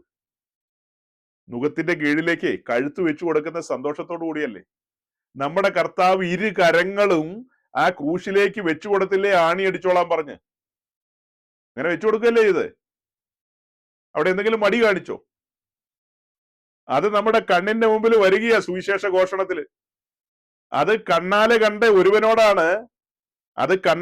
ഒരുവനോടാണ് പരിശുദ്ധാത്മാവ് പറയുന്നത്, നിന്റെ കഴുത്തൊന്ന് നീട്ട്, നുകത്തിൻ കീഴിലേക്ക് നിന്റെ കഴുത്ത നുകത്തിൻ കീഴിലേക്ക് കൊണ്ടുവാ, അതൊന്ന് ഇറക്കി വെക്കട്ടെ. നിന്നെ അഭ്യസിപ്പിക്കാനുണ്ട്, നിന്നെ പഠിപ്പിക്കാനുണ്ട്, നിന്നെ മുന്നോട്ട് കൊണ്ടുപോകാനുണ്ട് എന്ന് പറയുമ്പോ നമ്മൾ പറയാ എനിക്കതൊന്നും താല്പര്യമില്ല, എനിക്ക് ഇങ്ങനെയൊക്കെ പോകാനാ താല്പര്യം എന്ന് പറഞ്ഞാൽ ഒക്കുവോ? അതാണ് മൂപ്പന്മാര് പറയുന്നത്. ഇതൊക്കെ അനാവശ്യമായ കാര്യങ്ങളാണ്, അനാവശ്യമായ വിഷയങ്ങളാണെന്നാ പറയുന്നത്. വാസ്തവമായി രക്ഷിക്കപ്പെട്ട ഒരു വ്യക്തി ഇങ്ങനെ ഒരു കാര്യം കേട്ട് കഴിഞ്ഞാൽ ആ രക്ഷയിൽ നിന്ന് അവരെങ്ങോട്ട് പോകുന്ന സഹോദരങ്ങളെ നിങ്ങൾ പറയുന്നത്? ഇനി നമ്മുടെ അടുത്താണ് വരുന്നതെങ്കിൽ നമ്മൾ ഈ വചനം പഠിപ്പിക്കും, ഈ കാര്യങ്ങൾക്ക് ബോധ്യം കൊടുക്കും. അടുത്ത പടി സ്നാനം, സ്നാനത്തിൽ ഇങ്ങനെയൊക്കെയാണ്, തുടർന്ന് ഇങ്ങനെയാണ് മുന്നോട്ട് പോകേണ്ടത് എന്ന് നമ്മൾ പറയുമ്പോൾ അവർ പറയാണ് അങ്ങനെയല്ല, ഞങ്ങൾക്ക് ഇത്രയൊന്നും വേണ്ട, ഞങ്ങൾക്ക് ഒരു 50% മതി, അല്ലെങ്കിൽ ഞങ്ങൾക്ക് ഒരു 25% ക്രിസ്ത്യാനിറ്റി മതി എന്ന് പറയുമ്പോൾ ഓക്കെ, നമ്മൾ അവരെ വഴക്ക് പറയുകയോ അല്ലെങ്കിൽ ശപിച്ചു വിടുവല്ലോ ചെയ്യോ? ഒരിക്കലുമില്ല. സഹോദരങ്ങളെ, നിങ്ങൾ ഈ പറഞ്ഞ രീതിയിലുള്ള 50%, 25%, 30% ഇങ്ങനെയുള്ള ധാരാളം ചർച്ചസ് ഉണ്ട്. പല ചർച്ചസിന്റെ അഡ്രസ് നമുക്കറിയാം, അഡ്രസ്സും ഫോൺ നമ്പറും നമ്മൾ കൊടുക്കും. താമസിക്കേണ്ട, അവിടെ ചെന്നാൽ മതി. ആ ശുശ്രൂഷകര് വേണ്ട രീതിയിൽ നിങ്ങൾക്ക് ഹെൽപ്പ് ചെയ്തു തരും. നിങ്ങൾക്ക് ഫുൾ ഫ്രീഡത്തിന്റെ ആ ഒരു ടൈപ്പാണോ വേണ്ടത്?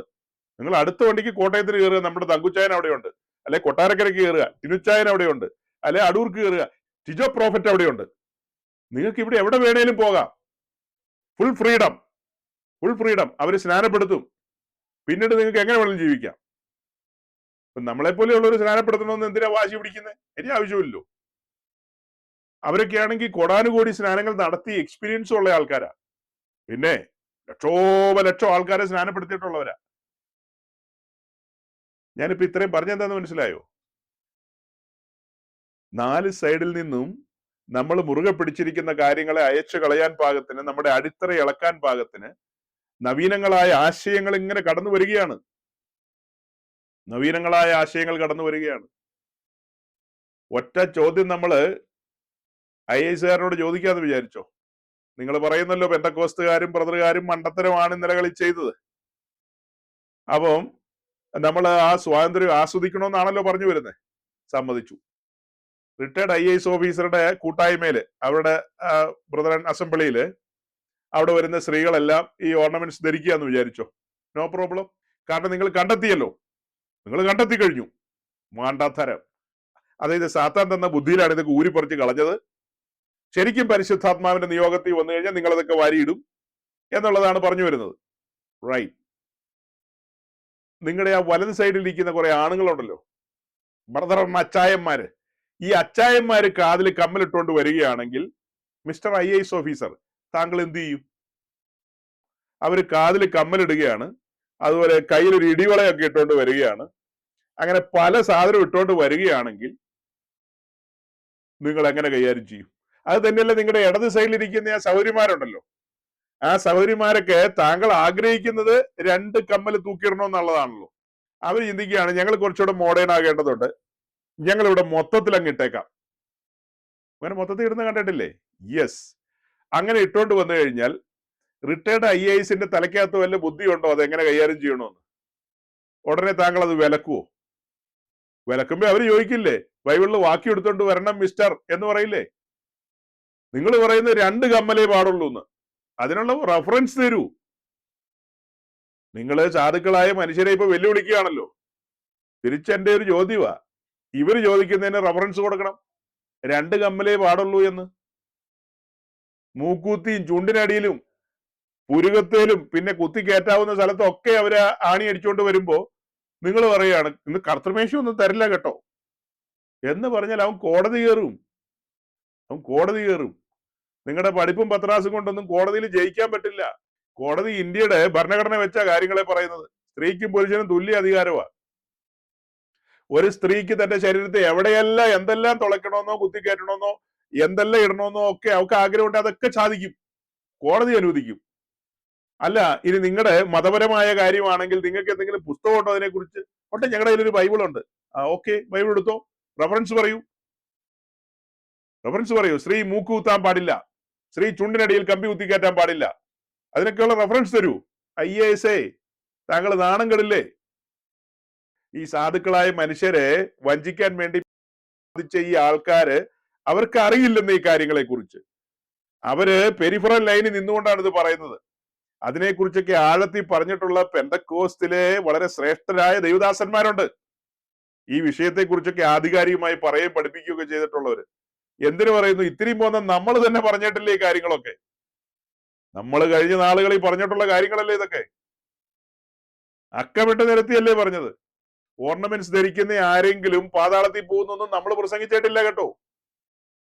പണ്ട് കാലത്ത് ആളുകൾ അങ്ങനെയൊക്കെ ചിന്തിച്ചിരുന്നു, ലോകമയത്വത്തിലേക്ക് പോയി കഴിഞ്ഞാൽ ലോകത്തിന്റെ കാര്യങ്ങളാണല്ലോ എന്നൊക്കെ.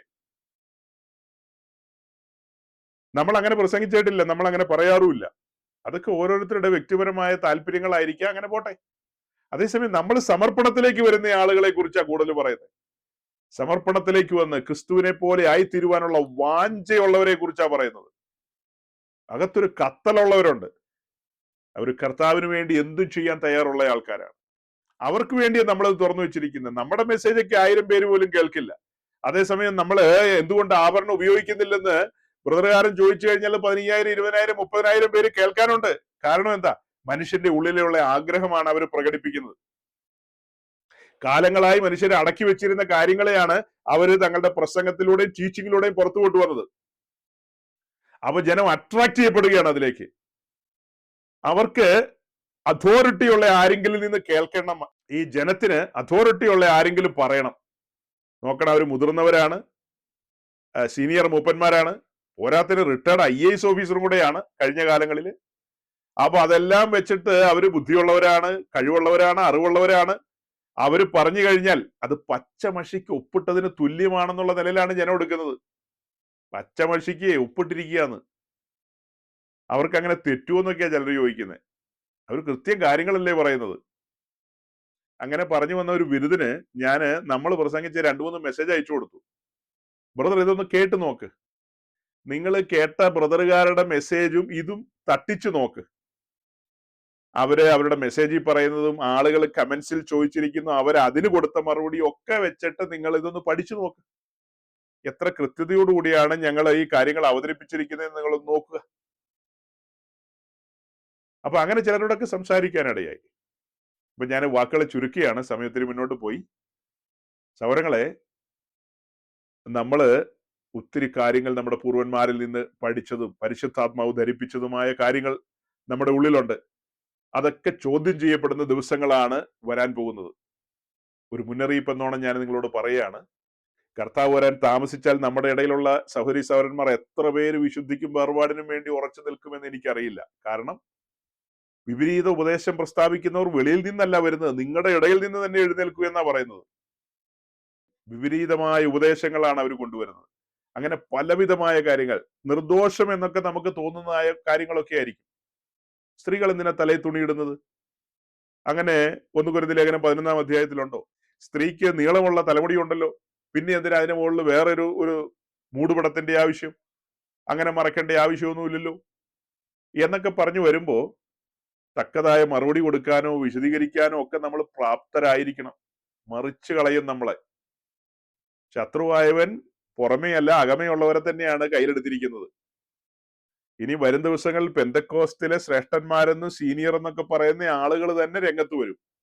രംഗത്ത് വന്നിട്ട് ഓരോരോ കാര്യങ്ങൾ പറയും. ഒരു പഴയ സംഭവം കൂടെ ഓർമ്മിപ്പിച്ചുകൊണ്ട് ഞാൻ നിർത്താം. അതായത് മലയാളക്കരയില് സുറിയാനി ക്രിസ്ത്യാനികളുടെ ഇടയിൽ വലിയ നവീകരണങ്ങളും വലിയ കാര്യങ്ങളൊക്കെ ഉണ്ടായി. അങ്ങനെയാണ് അന്നത്തെ സിറിയൻ ഓർത്തഡോക്സ് സമൂഹത്തിൽ നിന്ന് മർത്തോമ സഭ എന്ന് പറയുന്ന ഒരു സംഘം പുറത്തേക്ക് പോകുന്നത്. അത് ഭിന്നതകളും അസ്വസ്ഥതകളും ഒക്കെ അവിടെ ഉണ്ടായിരുന്നു. കോടതിയും കേസും ഒക്കെ ആയിട്ടൊക്കെ തന്നെയാണ് പുറത്തേക്ക് വന്നത്. എന്നാൽ പിന്നത്തേതില് അവര് വ്യത്യസ്തമായ നിലയിൽ മുൻപോട്ട് പോയി.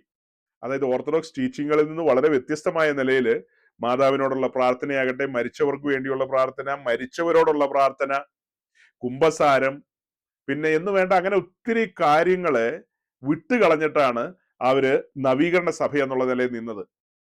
അപ്പോ സ്വാഭാവികമായിട്ട് അവരുടെ ആ ആരംഭ കാലഘട്ടത്തിൽ തീഷ്ണത ഭയങ്കരമായിരിക്കും, വലിയ തീഷ്ണതയായിരിക്കും. ശരിയല്ലേ? അങ്ങനെ തീഷ്ണതയിൽ അവർ മുൻപോട്ട് പോയി, കുറേ കാലങ്ങൾ മുൻപോട്ട് പോയി. അവരുടെ ഇടയിൽ നിന്ന് തന്നെയാണ് വിവാഹമൊക്കെ നടത്തിക്കൊണ്ടിരുന്നത്. ഇങ്ങനെ ഒരു പശ്ചാത്തലത്തിലേക്ക് വന്നിട്ട് അവരുടെ പെൺകുട്ടികളെ തിരിച്ച് പഴയതിലേക്ക് കെട്ടിച്ചു കൊടുക്കാൻ പറ്റുമോ?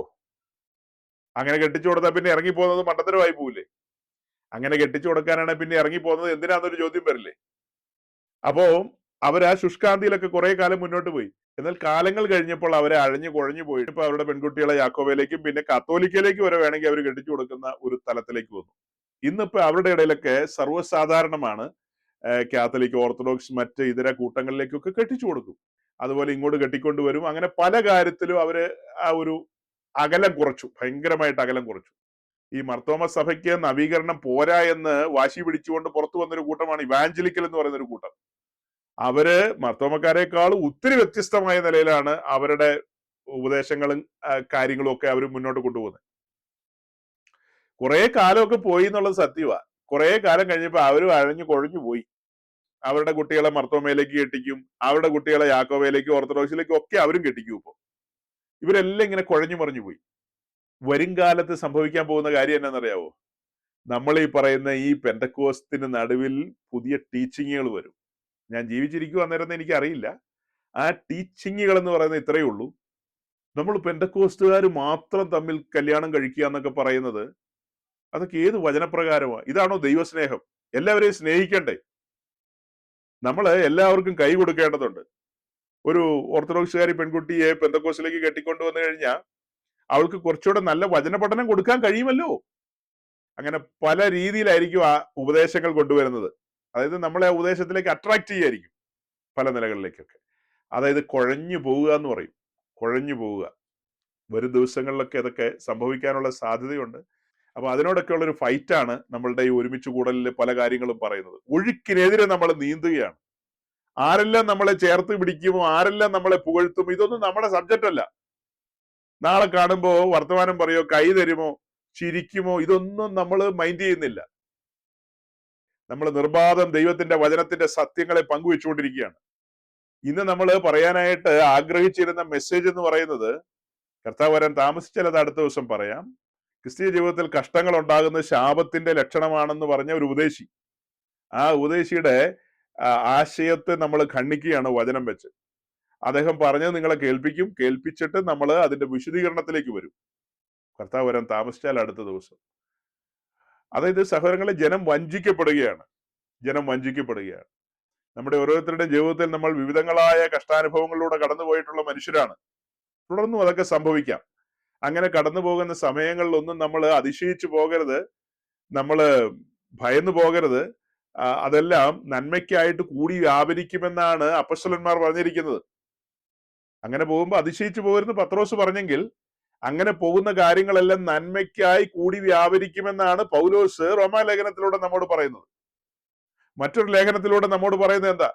നമ്മൾ കഷ്ടങ്ങളിലും പ്രശംസിക്കുന്നവരാണെന്നാണ്. അതേസമയം നമ്മുടെ ജീവിതത്തിൽ എന്തെങ്കിലും കഷ്ടങ്ങൾ സംഭവിച്ചു കഴിഞ്ഞാൽ അതെല്ലാം ശാപമാണ് എന്ന് പറയുകയും പഠിപ്പിക്കുകയും ചെയ്യുമ്പോൾ വിശുദ്ധ തിരുവഴുത്തിനെ മുൻനിർത്തിക്കൊണ്ട് നമുക്ക് പ്രൂവ് ചെയ്യാനായിട്ട് കഴിയും. കർത്താവ് അതിനുള്ള പ്രാഗൽഭ്യം നമുക്ക് തന്നിട്ടുണ്ട്. വചനങ്ങളെ തുറന്നു വെച്ചുകൊണ്ടാണ് നമ്മൾ ആ കാര്യങ്ങളെ പ്രൂവ് ചെയ്യാൻ പോകുന്നത്. വിശുദ്ധ തിരുവഴുത്തിനെ തുറന്നു വെച്ച് നമ്മൾ ആ കാര്യങ്ങളെ പ്രൂവ് ചെയ്യും. അപ്പൊ അതെല്ലാം പ്രൂവ് ചെയ്യുമ്പോൾ സഹോദരങ്ങൾ മനസ്സിലാക്കേണ്ട ഒരു കാര്യമുണ്ട്. ആയിരക്കണക്കിന് ആൾക്കാരാണ് കെട്ടപ്പെട്ട് കിടക്കുന്നത് ഇവരുടെ എല്ലാം താവളങ്ങളിൽ, സത്യമറിയാതെ, വചനത്തിന്റെ ആഴങ്ങൾ അറിയാതെ. ശരിക്കും ഒരു മാസ്മരിക ലോകത്ത് അവരെ കുരുക്കിയിട്ടിരിക്കുകയാണ്. ജനത്തെ കുരുക്കിയിട്ടിരിക്കുകയാണ്. ഇന്നത്തെ ദിവസം നമ്മൾ ഒത്തിരി കാര്യങ്ങൾ പറഞ്ഞു, പല മനുഷ്യരുമായി ബന്ധപ്പെട്ട കാര്യങ്ങൾ പറഞ്ഞു, അതുപോലെ മുന്നറിയിപ്പുകളെ കുറിച്ച് പറഞ്ഞു. വരും ദിവസങ്ങളില് ഉപദേശങ്ങളിലൊക്കെ മായം ചേരുമെന്നും വെള്ളം ചേർക്കുമെന്നും നമ്മൾ മുറുകെ പിടിച്ചിരുന്ന മൂല്യങ്ങളൊക്കെ അതുപോലെയുള്ള കാര്യങ്ങളൊക്കെ അയഞ്ഞു പോകുമെന്നും ഒക്കെയുള്ള കാര്യങ്ങളുടെ മുന്നറിയിപ്പാണ് നിങ്ങളുടെ മുമ്പാകെ വെച്ചത്. ഇതെല്ലാം വെക്കുമ്പോഴും എൻ്റെ ഹൃദയത്തിൽ ഒരു നോവും ഭാരവും ഒക്കെ ഉണ്ട്. അതായത് ആരെങ്കിലും ലാഘവത്വത്തിലേക്ക് പോകുമോ എന്നുള്ളൊരു ഉൾഭയം. അത് നിമിത്തമാണ് ഞാൻ പിന്നെയും പിന്നെയും സമയമെടുത്ത് ഇങ്ങനെയുള്ള കാര്യങ്ങളെ പറയുന്നത്. അങ്ങനെ നമ്മുടെ ഇടയിൽ ആർക്കും സംഭവിക്കാതിരിക്കട്ടെ. എല്ലാവരും ബിരുദ പ്രാപിക്കാനായി യോഗ്യന്മാരായി തീർന്ന് കർത്താവിനോടുകൂടെ ഒരുമിച്ച് വാഴുവാൻ പാകത്തിന് ആ സുദിനത്തിന് വേണ്ടി നമുക്ക് ആവലോടെ കാത്തിരിക്കാം. ഈ വചനങ്ങളാൽ ദൈവം നിങ്ങളെ സഹായിക്കട്ടെ. ഈ പറയപ്പെട്ട കാര്യത്തിന്റെ എല്ലാം തുടർച്ച കർത്താവ് വരാൻ താമസിച്ചാൽ നമുക്ക് അടുത്ത ആഴ്ച ഒരുമിച്ച് ചിന്തിക്കാം. Thank you.